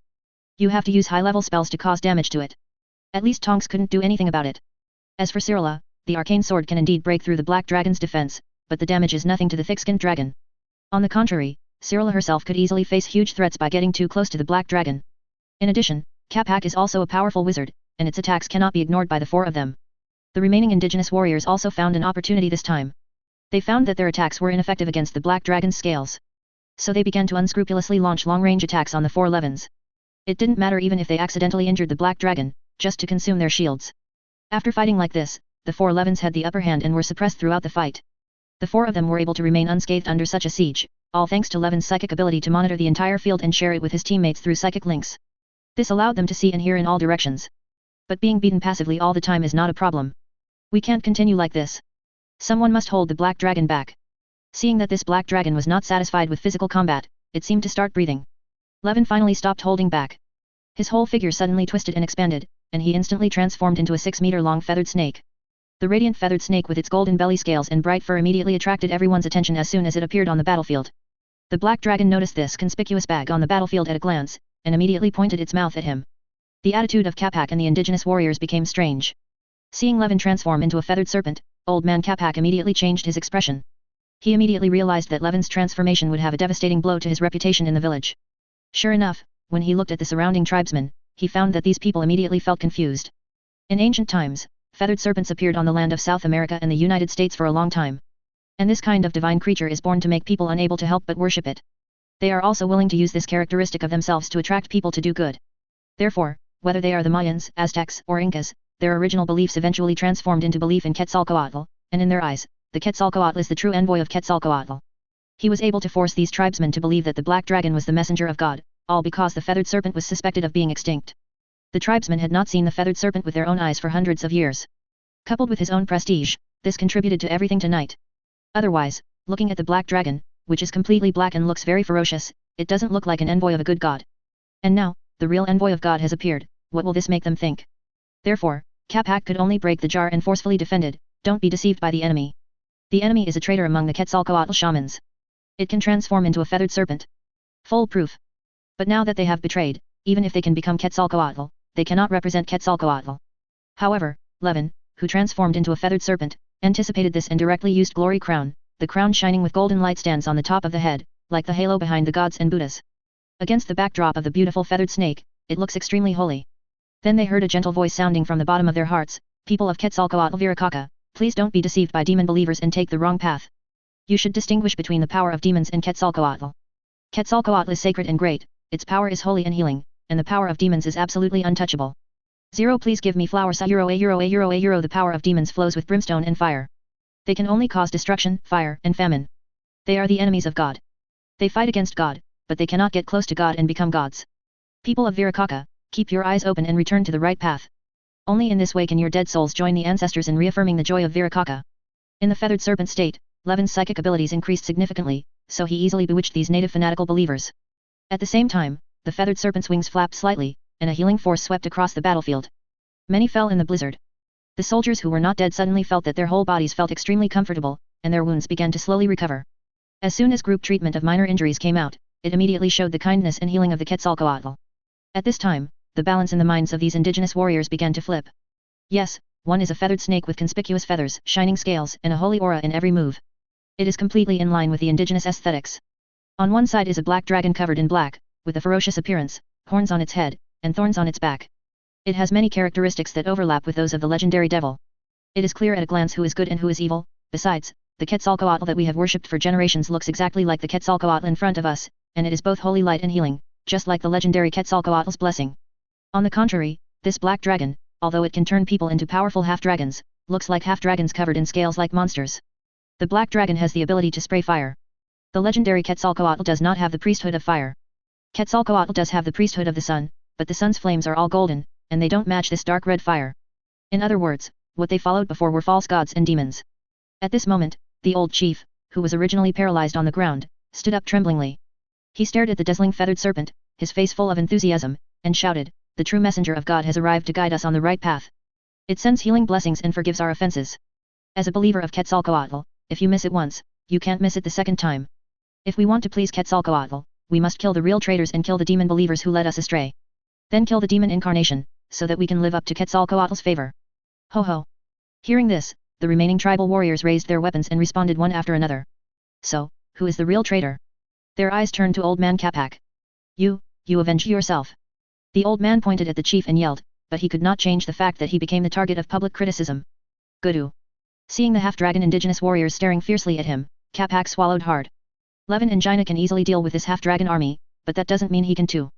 The next moment, countless indigenous warriors came to kill him. The power of the indigenous warriors and Capac can no longer interfere with their battle for the time being. Levin turned his attention back to the black dragon in front of him. Native warriors and Capacs were never the key to victory, only by defeating the black dragon in front of you can it be considered a real victory. Thinking of this, Wei Wen let out a Qing Ming King that resounded in all directions. Chapter 170. Seeing his cannon fodder being bullied away by the Quetzalcoatl, the black dragon was furious. The flames breathed out from his mouth and swept 20 to 30 meters. The feathered serpent just flapped its wings and avoided the range of its breath as if flying in the air. He dodged all the way, and the black dragon chased him all the way, but was crushed by Levin's agility and was unable to hit him. The other three were summoned by Levin's psychic link, except Tonks who was responsible for keeping an eye on Capac. Jaina and Cyrilla took advantage of him to hold back the black dragon and began to prepare means to fight against the black dragon. Jaina was the first to attack. I saw her waving her staff, and powerful water element energy gathered in front of her. A huge water element that was 2 stories high appeared in front of her. Immediately afterwards, 2 more smaller water elements appeared. As soon as the water elements appeared on the scene, they launched an attack on the black dragon. The water elements condensed into ice spears and fired towards the black dragon. In conjunction with Jaina's own ice arrow 487, the black dragon was attacked by quite powerful firepower. Cyrilla here is not idle either. She has the talent of time travel. Although she no longer travels at will after coming to the world of Harry Potter, but the talent is still there after all. After learning Wandering Step from Levin, this spell became the most commonly practiced spell besides spell striking skills. If she also has a system panel, then she will definitely have the specialty of spell specialization, lost tracking step. Now, with the assistance of Levin's 3-dimensional perspective of psychic perception, Cyrilla has developed this skill to the extreme. That is, instantaneous, accurate, no vision required, and no backswing teleportation. I saw a flash of silver light all over her body, and the next moment she appeared in the sky above the black dragon, then he waved the arcane sword enchanted with ice arrow and directly launched a falling attack on the black dragon. With the sharpness of the sword itself and the blessing of gravity, the blade sank deeply into the black dragon's back, causing it to let out a miserable howl. Then, the female witcher who had been blessed with spider movement stood firmly on the back of the black dragon as if she had roots under her feet. She pulled out her sword and stabbed it randomly, leaving streaks of blood on the dragon's back. Finally, unable to bear it any longer, the black dragon flapped its wings and resorted to difficult flying maneuvers such as volleying and tumbling in an attempt to drive the illegal passenger off the plane. But before it was halfway through its movement, Cyrilla appeared on the ground in a flash of silver light. The only effect of this difficult role is to disrupt the black dragon's attack rhythm and make it sick. The black dragon, which was still dominating the battlefield, was stunned by the wave of output from these three people. Who am I? Where am I? What am I fighting? Obviously it was me who suppressed all enemies in the world just now, why did he become a sandbag in the blink of an eye? Although these two attacks alone were just an itch for the black dragon, but if there are too many people scratching the itch, it will only break the skin. However, before Black Dragon could make further moves, figures flashed in the jungle, and three slender and strange women burst into the battlefield. It was the three wild vampires we met before, Chaflina, who had a relationship with Levin, and her sisters Kajali and Sina. Three vampires entered the battlefield and looked around blankly, seeming to be looking for something. Until Levin's voice sounded in their hearts. Stop looking, ladies, have you seen the feathered snake in the sky? I was the one who summoned you just now, Levin, sir, so your true form is a feathered serpent. Shavrin replied from the bottom of her heart, somewhat respectful of his attitude. They have lived here for hundreds of years. Even if they live in isolation, they still have to get along with the indigenous people. They have also listened to the myth of Quetzalcoatl for hundreds of years. You might even have seen the Quetzalcoatl's with your own eyes before they disappeared. This mistake made Levin dumbfounded. No, this is not my real body, this is my transformation, the wizard's animagus, you should have heard of it. Animagus. I've heard that, today's wizards, are amazing. Well, this has slipped down to the point where today's wizards are like dragons. Levin did not clear up the misunderstanding, but continued, according to our previous agreement, you have to cooperate with us to fight together. Only by working together can we drive away this black dragon jungle. Of course, we won't break our promise. Look at our. We will, work hard. The three vampires replied in their hearts. In that case, Ciri, give the daggers to them. Levin gave another instruction to the Witcher, clear. After returning to the ground from the dragon's back, Cyrilla did not rush to launch the next round of attack. Instead, she came to the three vampires and issued a dagger to each of them. The dagger was completely white, with a 15 centimeters long blade and tiny barbs on it. It didn't feel like metal, but a bone product. This is exactly what Levin used to kill the basilisk Fang. Only the weapon lent to you temporarily can hurt the black dragon. But be careful, this dagger is poisonous, don't get scratched by it. Ciri warned them after distributing the daggers to them. Then he dodged again and returned to the battlefield. Zero, what a terrible hunter. Looking at the position where Zilly left, the vampire eldest sister Kajali sighed, and then looked at the two younger sisters. Let's go too, don't lose to her. As he said that, he kicked his legs suddenly and ran towards the black dragon that was fighting with the water element. His whole body was almost an afterimage. The other two followed closely behind. Unlike many vampires in Otherworld, vampires in this world do not have the ability to master dark magic or blood spells, nor can they turn into bats, smoke, or use night creatures such as bats and rats. Most of their power is reflected in superhuman strength, speed, and durability. Even sunlight cannot kill them, it will only make them uncomfortable. Coupled with their long lifespan, in addition to possessing the debuff of bloodthirsty impulse, this race seems to be somewhat similar to perfect superhumans. But in the eyes of wizards, vampires are just inferior creatures. Because they can't use magic, even a wizard who becomes a vampire will have his magical abilities greatly degraded. At this point, they are completely inferior to their distant relatives from Otherworld who are afraid of the sun, and even inferior to their old enemies, the werewolves. At least werewolf wizards are real.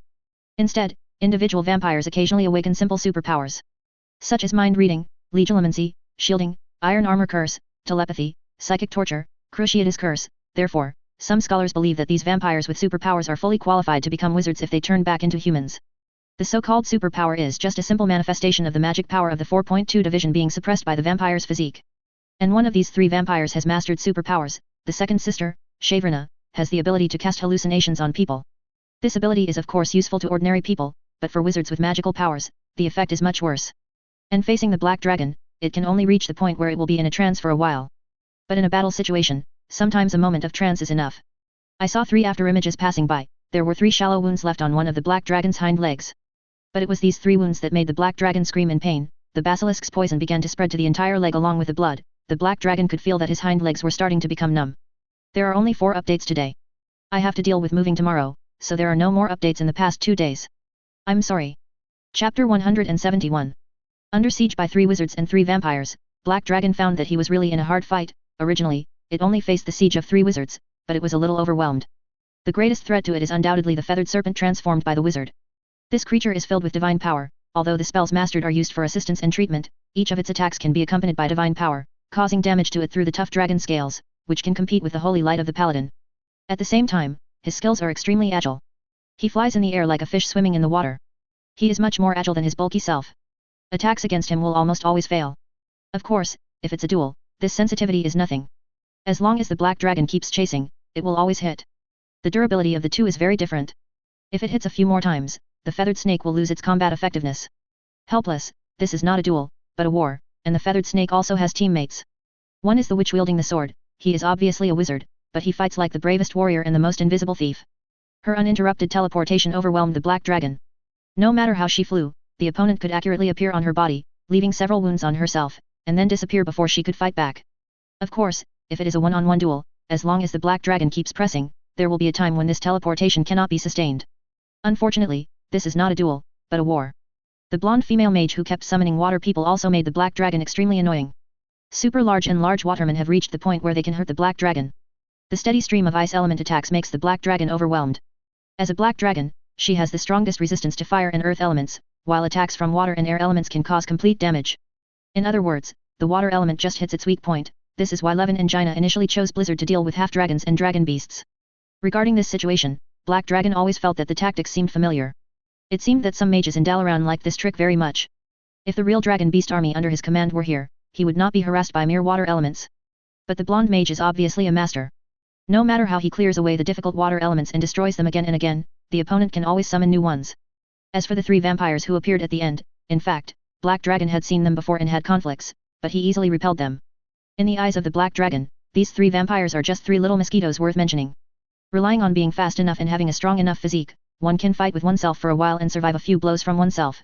You know, this kind of thing can't even affect the human beings in this world. That is, armored vehicles. Can't do it.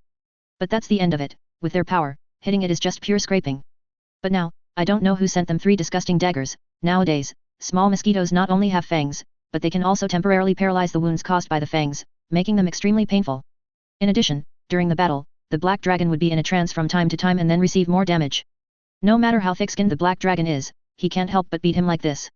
Feeling his body getting weaker and weaker due to constant blood loss, the black dragon did not dare to continue fighting like this. The last resort must be used. I saw it suddenly fluttering its wings, temporarily pushing away these mortal insects, and rose into the air dozens of meters above. Then he took a deep breath despite the attacks from the water people. Seeing the black dragon's inhalation movement far beyond the normal breathing movement, Levin's eyelids jumped wildly as he thought of some bad memories.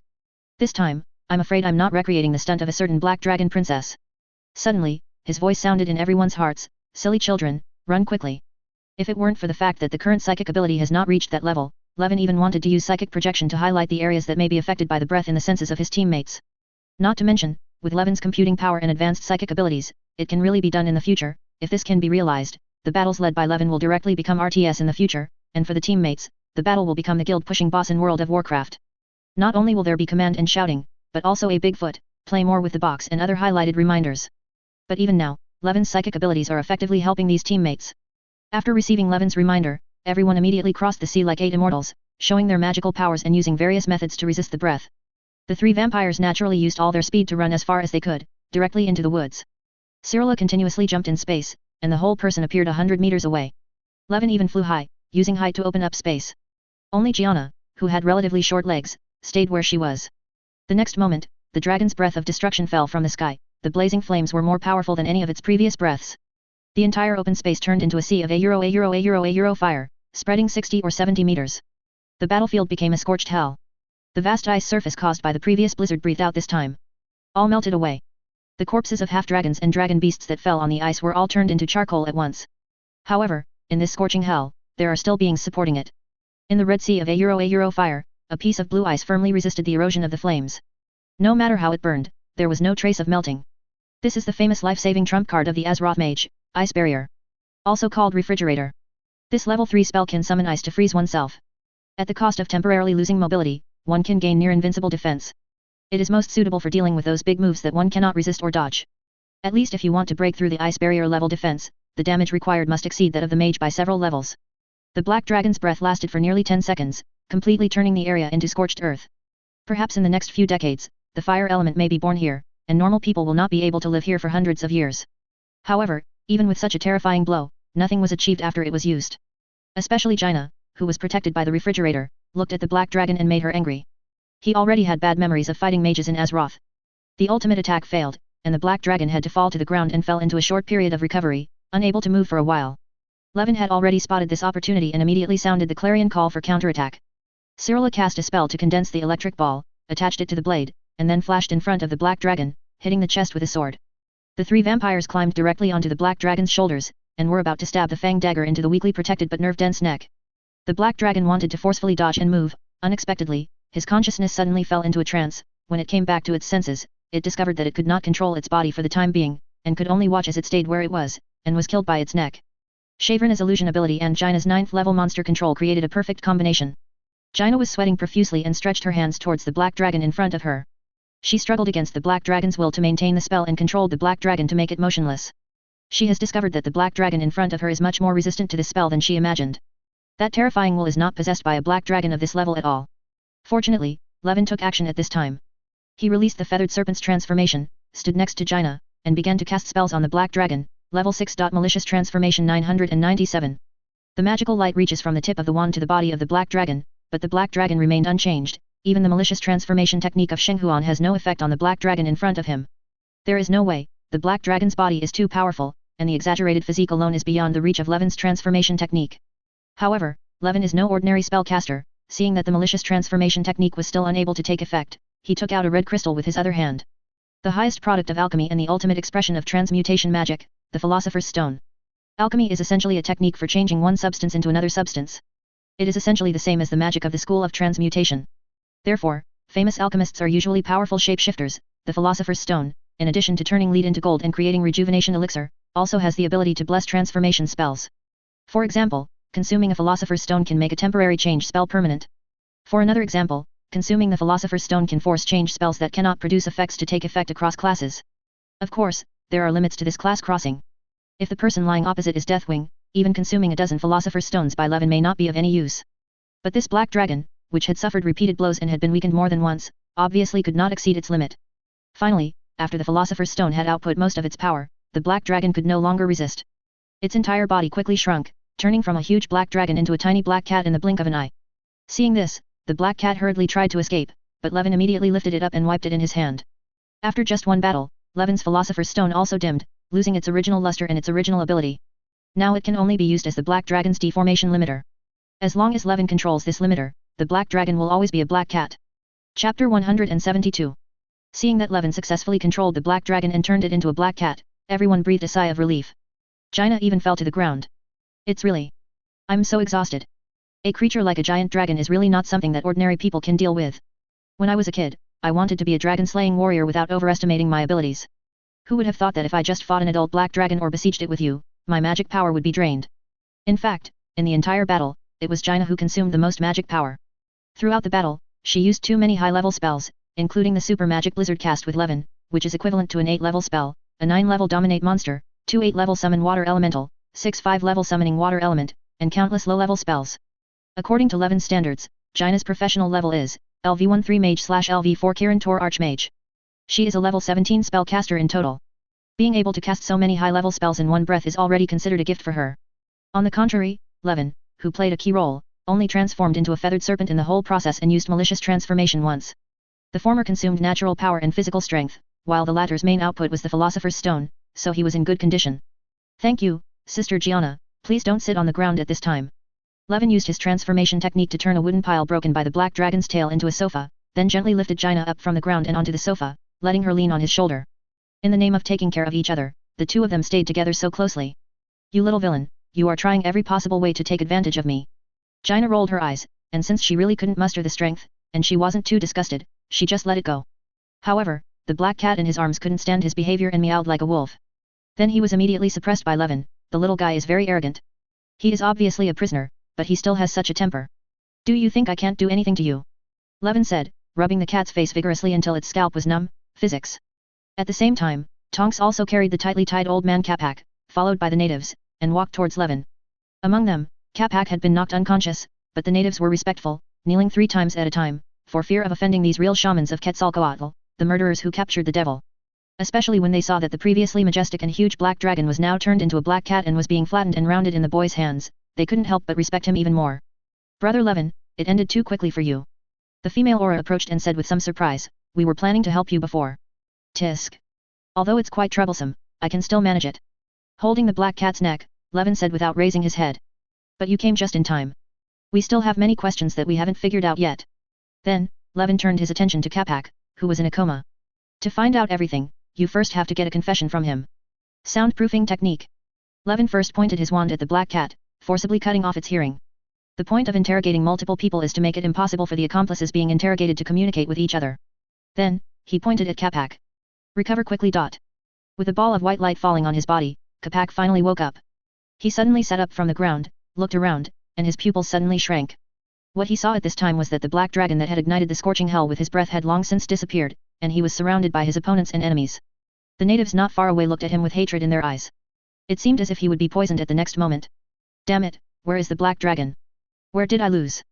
Capac couldn't help but think so, with a look of despair on his face. At this moment, a young voice came into his ears.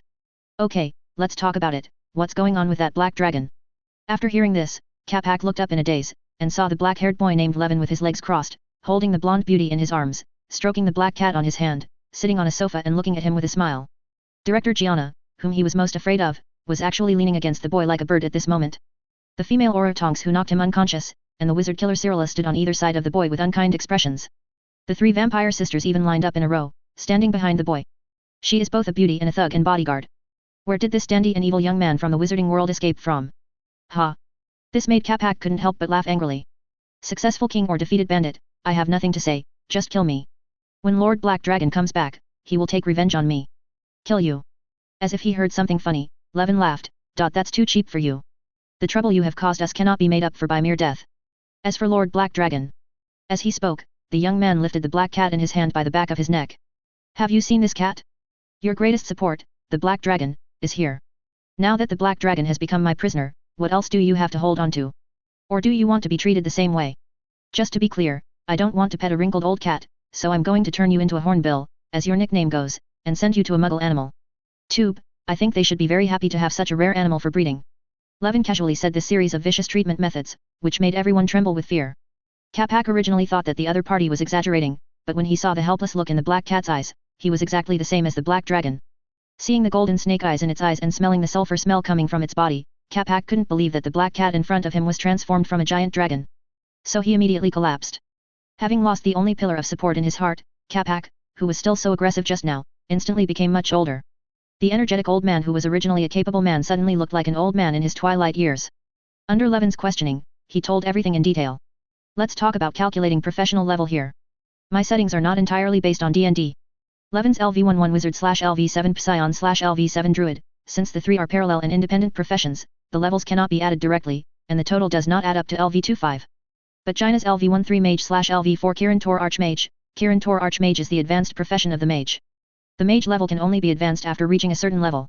The profession itself is based on the mage, so the levels can be added directly. Chapter 173. Want to hear me tell a story? Capac, who looked like an octogenarian, said slowly, a story about a wizard who exceeds his capabilities in pursuit of immortality. Actually, the origin of everything started in the wizard's boyhood. At that time, he was the only son of a tribal shaman. At that time, the shaman's family had a neighbor, 3 vampires. The vampires relied on sucking human blood to feed, which seriously threatened the tribe. Because of the safety of the vampires, they did not dare to be presumptuous due to the presence of a powerful shaman, so they chose to stop at it every time and never cause any harm to anyone. The shaman was also afraid of the vampire's power and did not take action to arrest him. The 2 parties had established a tacit understanding.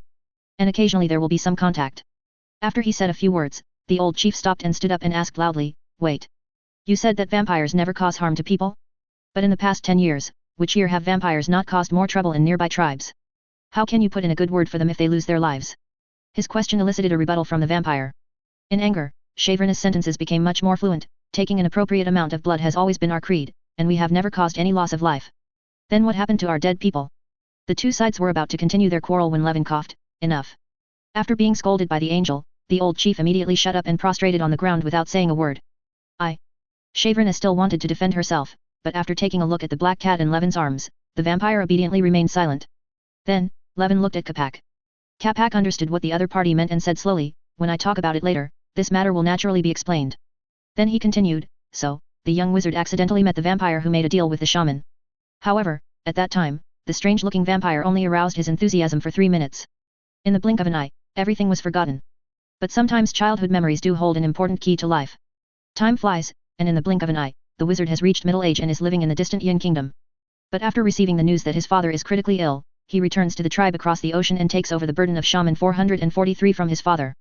Shoulder the mission of protecting the tribe. After taking over the responsibilities of the tribe, the task of dealing with vampires naturally fell into the hands of the wizard, so he followed his father's example of negotiating with vampires, and then he met the vampire sisters. Their appearance was the same as the boy he had seen before. Seeing the vampire who is still young and vigorous, and then thinking about his body that has begun to age, the middle-aged wizard can't help but feel deeply envious. As the wizard gets older, his body becomes weaker, and his magic power becomes weaker. This kind of envy is like ants gnawing at the wizard's heart. Eventually, the envy turns into jealousy and fanaticism. Wizards began to pursue the ability to live forever like crazy. The wizard doesn't want to become a vampire. Vampires can't use magic power, which is a price that's not worth it for him. But among the creatures he disarmed, only vampires can live forever, so the wizard wants to study vampires and try to understand the meaning of immortality from them. The true meaning of the 3 neighbor vampires are too strong, so the wizard can't attack them. So he can only occasionally return to the Great Yin, looking for opportunities to catch 1 or 2 lone vampires for study.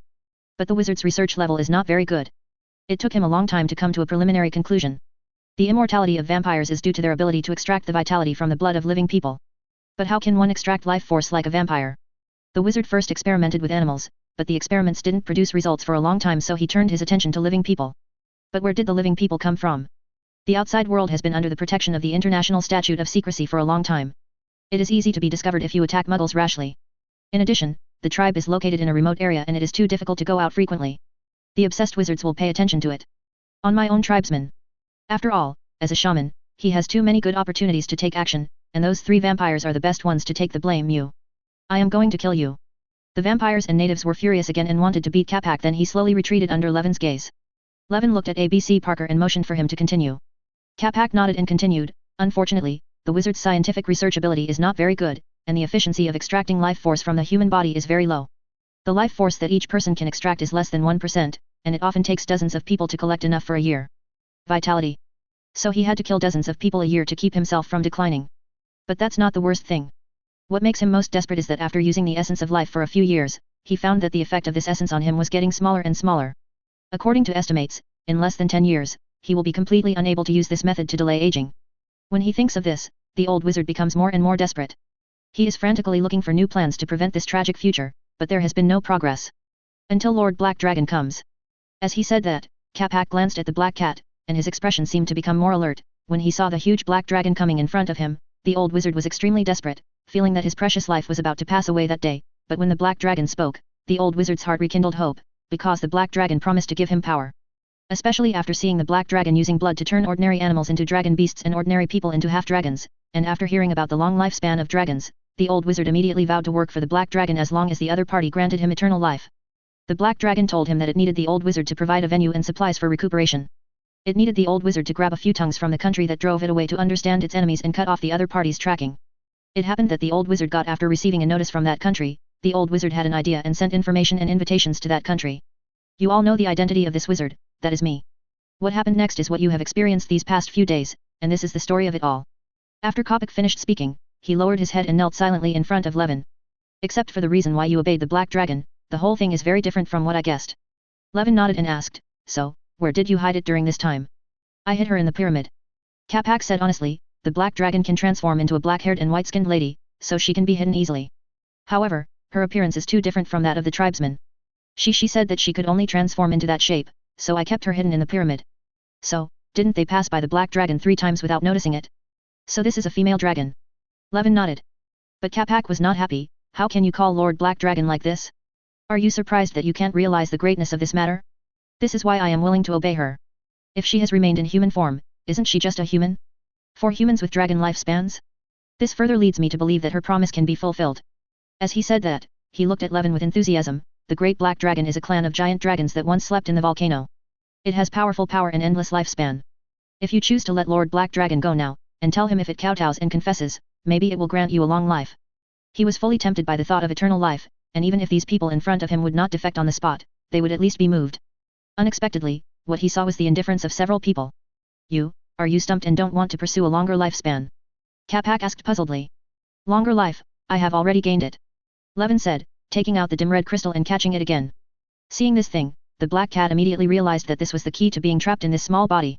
Like a cat fluttering at a butterfly, it stared at the crystal, eager to try.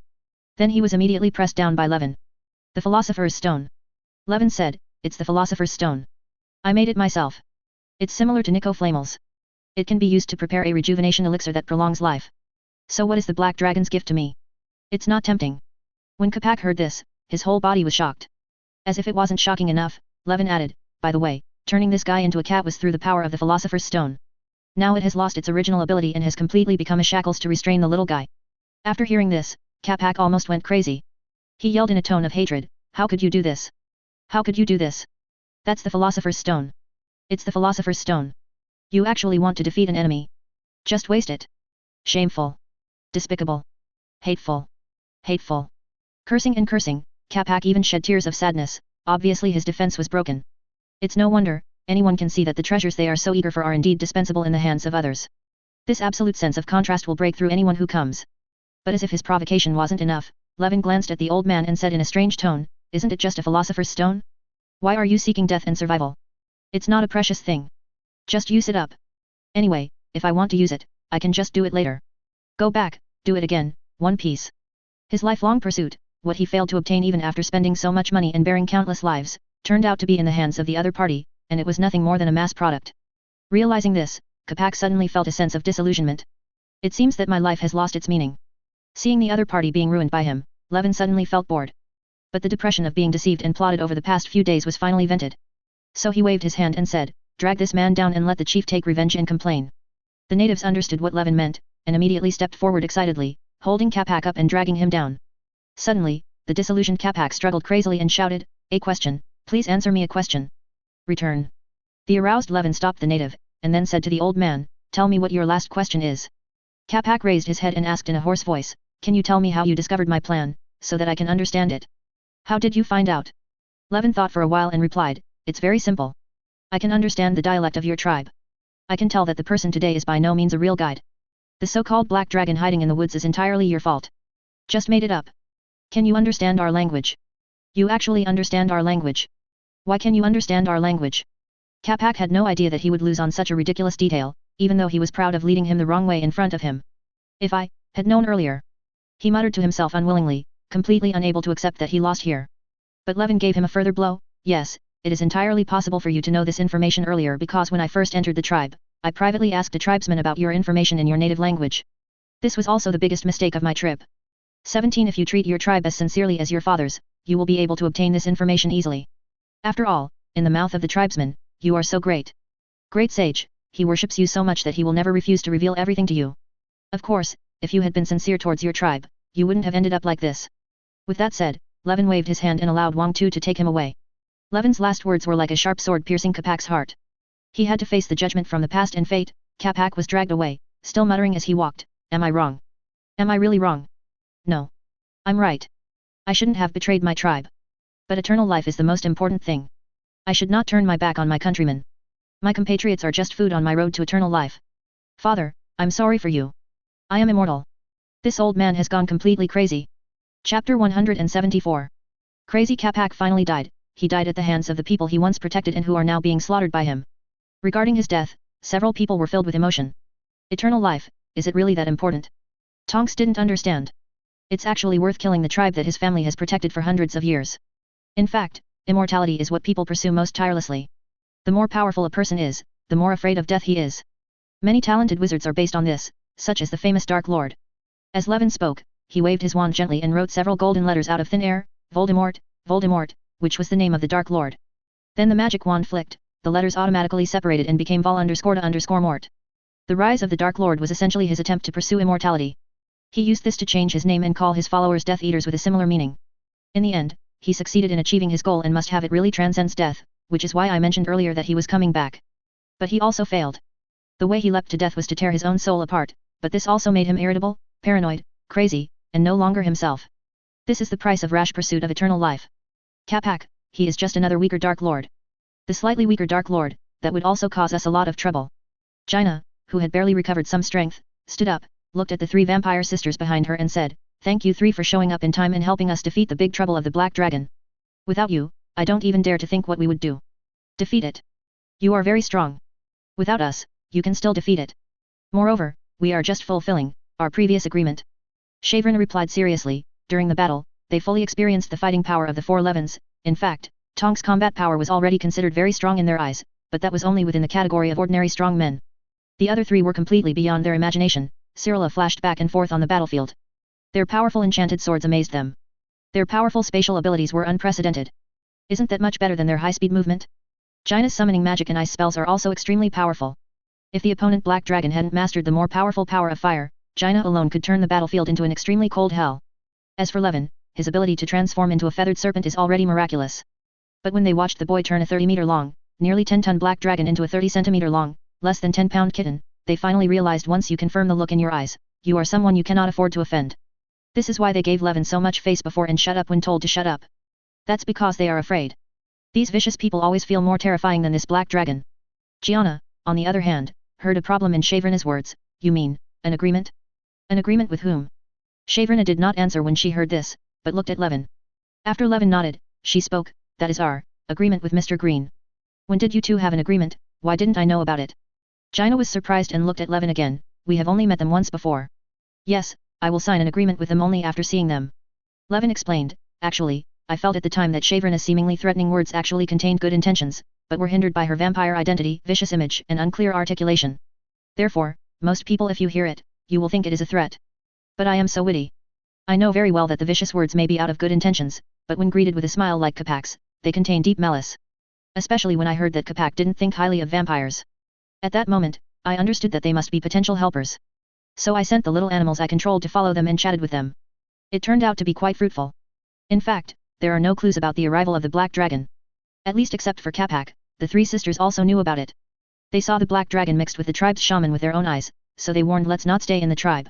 Now that the existence of the Black Dragon has been confirmed from their mouths, my choice later is natural. I made an appointment with them to send a signal when the Black Dragon appears, and they will come to help. At the same time, I also asked you to advance, be prepared to be attacked. Sure enough, we were all expected in the end." Levin finished talking about his experience and deployment tonight with a smile. Jaina clicked her tongue and praised, "As expected of you, Levin, you are much better than me in strategizing and finding fighter opportunities." Tonks and Cyrilla felt their scalps go numb. "Zero, please give me flowers. Is there such a calculation behind the matter? But how did you convince them to take action?" Cyrilla asked curiously, "Could it be that?" She looked at the boy's handsome face that she wanted to kiss all the time. He looked at the three weird vampires with slender bodies and felt a chill. "What are you thinking about?" Levin hit the female witcher on the head hard. "I was negotiating in the image of a small animal. How could they do such a thing?" At this time, Shavrina and her sister Sina came to Levin and others and bowed respectfully. "Actually, in this matter, we should be grateful. You are just outsiders. If you encounter such a powerful enemy, you can just walk away. It should be our responsibility to resist this Black Dragon. You can be righteous, you are showing mercy and mercy to us indigenous people. Thank you so much. It's okay, no problem." Levin waved his hand, "We each get what we need." "No, you deserve to be rewarded for your good deeds." Chavrina insisted. At this time, Kajali, who had just left, ran back quickly, holding an animal skin package in his hand. When he opened it, he saw that there were a large number of gems, snake skins, animal teeth and other miscellaneous materials inside. "These are our treasures, please accept them." Shavrina pushed the package in front of Levin. Levin was not pretentious about this thank you gift, and took it into his arms readily. The three vampires smiled happily. The three of them have lived in the forest for a long time and lived a savage life. They have very forthright personalities and are naturally straightforward in expressing their feelings. "Since you accepted the gift, we are friends. Next time you come here, you must come to us." After that, the vampire disappeared into the jungle. With Capac's death, the vampire left, and all the outsiders present left. Even the natives retreated obediently under the leadership of the old chief. "Everyone present is our own people, now it's time to deal with this Black Dragon." For a moment, all four people looked directly at the little cat. The Black Dragon that originally relied on its own power to roam everywhere, now trapped in this weak body, for the first time, she tasted what it means to be weak and helpless. There are only 4 updates today. Kajangawa will be restored tomorrow. Chapter 175. Facing the oppressive looks of the 4 people, Black Dragon's choice was. Like a real little kitten, he lowered his head and licked his paw seriously. "It's like nothing happened. Do you still have the dignity of the Dragon Clan? Can this be tolerated?" Levin's gloomy voice sounded faintly in the kitten's ears. Since you like being a kitten so much, then you can be a kitten for the rest of your life. I will take you to a pet shop later and have you neutered like an ordinary pet cat. Sterilization? Hearing this word, the little black cat jumped up in fright and meowed loudly. Who dares to meow? Then he saw Levin's gloomy face, and he suddenly became confused again. Wow, kittens can actually talk. Tonks suddenly let out a cry of surprise. How new? You didn't just know she could talk just now. This kitten is transformed into a dragon. If it can't talk, guess how she bewitched Kapashu. 14-0. So when he complained helplessly. Levin didn't expect her to make such a fuss. When she shouted like this, all the momentum he had accumulated before was in vain. But, it's weird that dragons can talk. Tonks tilted her head, her hair turning a curious yellow. I know dragons can be very smart, but I've never seen a dragon that can talk. That's because this dragon is not a local aboriginal, but comes from Otherworld. Levin said the most shocking fact calmly. You know I'm from Otherworld, meow. The little black cat was suddenly surprised. She's from Otherworld. Tonks' hair turned a bright purple in surprise. Levin looked at Cyrilla, then at Jaina. After they all nodded, they solemnly said to Tonks, Listen, Nymphadora, we will say the next words out of our absolute trust in you. You must promise to accept them. What you hear here must not be disclosed to anyone, no matter how close that person is to you, including your parents. Seeing the three of them looking at her seriously, Tonks realized that she had touched on an important topic, so she nodded seriously. I swear, everything I hear next will only be kept as my personal secret and will not be disclosed to anyone. Very good.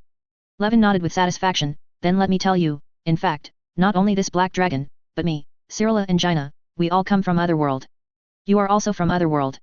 Tonks seemed to re-recognize the partners in front of her. Oh my god, I never knew about it before. This is so strange. It's indeed strange. Levin nodded in agreement, because we came here all because of accidents, not our own wishes. But now that the fact of time travel has happened, we have to work hard to make ourselves better before we find a way to go back. Adapt to the world. That's really pitiful. Tonks immediately realized the problem the three of them were facing. You must be lonely and hard in the other world alone. Don't worry, I'm here, you can do it. Treat me like family. Thank you, Tonks. Oh, you're so kind. You have been my sister for a long time, haven't you? The three of them were deeply moved by Tonks' gentle comfort. This witch-born in Hufflepuff warmed her companions with her enthusiasm. They took turns hugging Tonks, and the black cat saw the scene with envy and contempt. Humph, I'm a black dragon, I won't cry because of a little loneliness, meow. Anyway, in my hometown, my parents and brother are also. After giving Tonks some common sense about Otherworld and time travel, his attention returned to the little black cat. The interrogation officially begins with Levin. Tell me, black dragon, which world do you come from? Don't try to lie to me. After interrogating Old Man Capac, I already have a basic guess about your hometown. I'm interrogating you now just to verify my suspicions.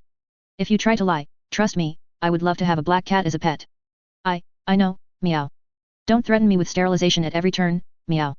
The little black cat complained a few words, and then said honestly, but even if I tell you my hometown, you may not be able to understand it, meow. Listen up, meow, this dragon comes from the Titan's watching ball, it's great Azeroth.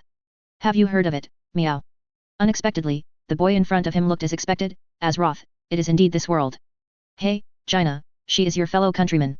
Really, even though I've thought about it too, if it's true, it's true. Both Levin and Gianna looked like they had guessed it, but the little black cat was surprised. Come? Jaina? Wait, you're not the Jaina from Kul Tiras, are you? No wonder you use Dalaran's spell casting skills, meow. Kul Tiras, you actually recognize me? You are indeed the dragon of Azeroth, but the dragon of Azeroth actually knows about a mortal like me. The fact before her made Jaina a little puzzled. It was Levin who gave the answer. The 5-color dragons of Azeroth, if they are other 4-color dragons, most likely will not want to understand the mortal world, except for Cleostets, that is, you know one of the 6 Kirin Tor, Crassus, the long one is his real name as a red dragon. The black dragon is an exception among the 5-color dragons. You may remember the incident in Grim Battle, the 4 dragon kings collectively attacked the black dragon king. In fact, the black dragon army has always been the other 4 colors after the end of the ancient war. The targets of the dragon siege have long learned to hide among mortals by incarnating themselves as mortals in order to avoid their old relatives, and humans are the best targets chosen by the black dragon. I see. Jaina said that she has learned a lot. She has been a mage for so long, staying in Dalaran, which is said to have the most secret knowledge in human society, and she is also a disciple of the speaker of Dalaran. But she learned more about the dragon clan today than she had in her entire life in Dalaran. Even the little black cat nodded in admiration. I didn't expect you, a human, to know so much about black dragons. Which black dragon did you hear about from? Maybe I even know him. Facing the black dragon's clever approach, Levin smiled coldly. Sorry, my source of information is not from your same race. In fact, I am not even a native of Azeroth. I come from another world, and everything I know is purely because I can observe the messages from Otherworld. Observing Otherworld messages, this is too outrageous. Unlike Jaina and others, the little black cat has been exposed to the top power of Azeroth in the past, and has some understanding of high-level power, as well as its range of capabilities and limitations of 5.8. Whether it was an aspect dragon, a titan, or some other high-level existence, she had never heard of anyone having such a heaven-defying ability. But Levin didn't care at all about her emotions and just asked coldly, "Now that you know my abilities, you should understand that whether you keep silent or choose to lie, it will not affect my understanding of relevant information. Therefore, answer whatever you ask and tell the truth, which is how you express your sincerity, the only way to secure future treatment. Now, please tell me honestly, your specific identity as a black dragon." The little black cat glanced at Levin faintly and whispered, "Since you know so much about black dragon, you must have heard of my name Onyxia." Unexpectedly, this answer surprised Levin. "Onyxia? Impossible." If you enjoyed this video, please give it a like and subscribe to the channel so you are notified of future uploads. You can find the next parts in the playlist visible on the screen or on my channel. Thank you for watching, and I'll see you in the next one.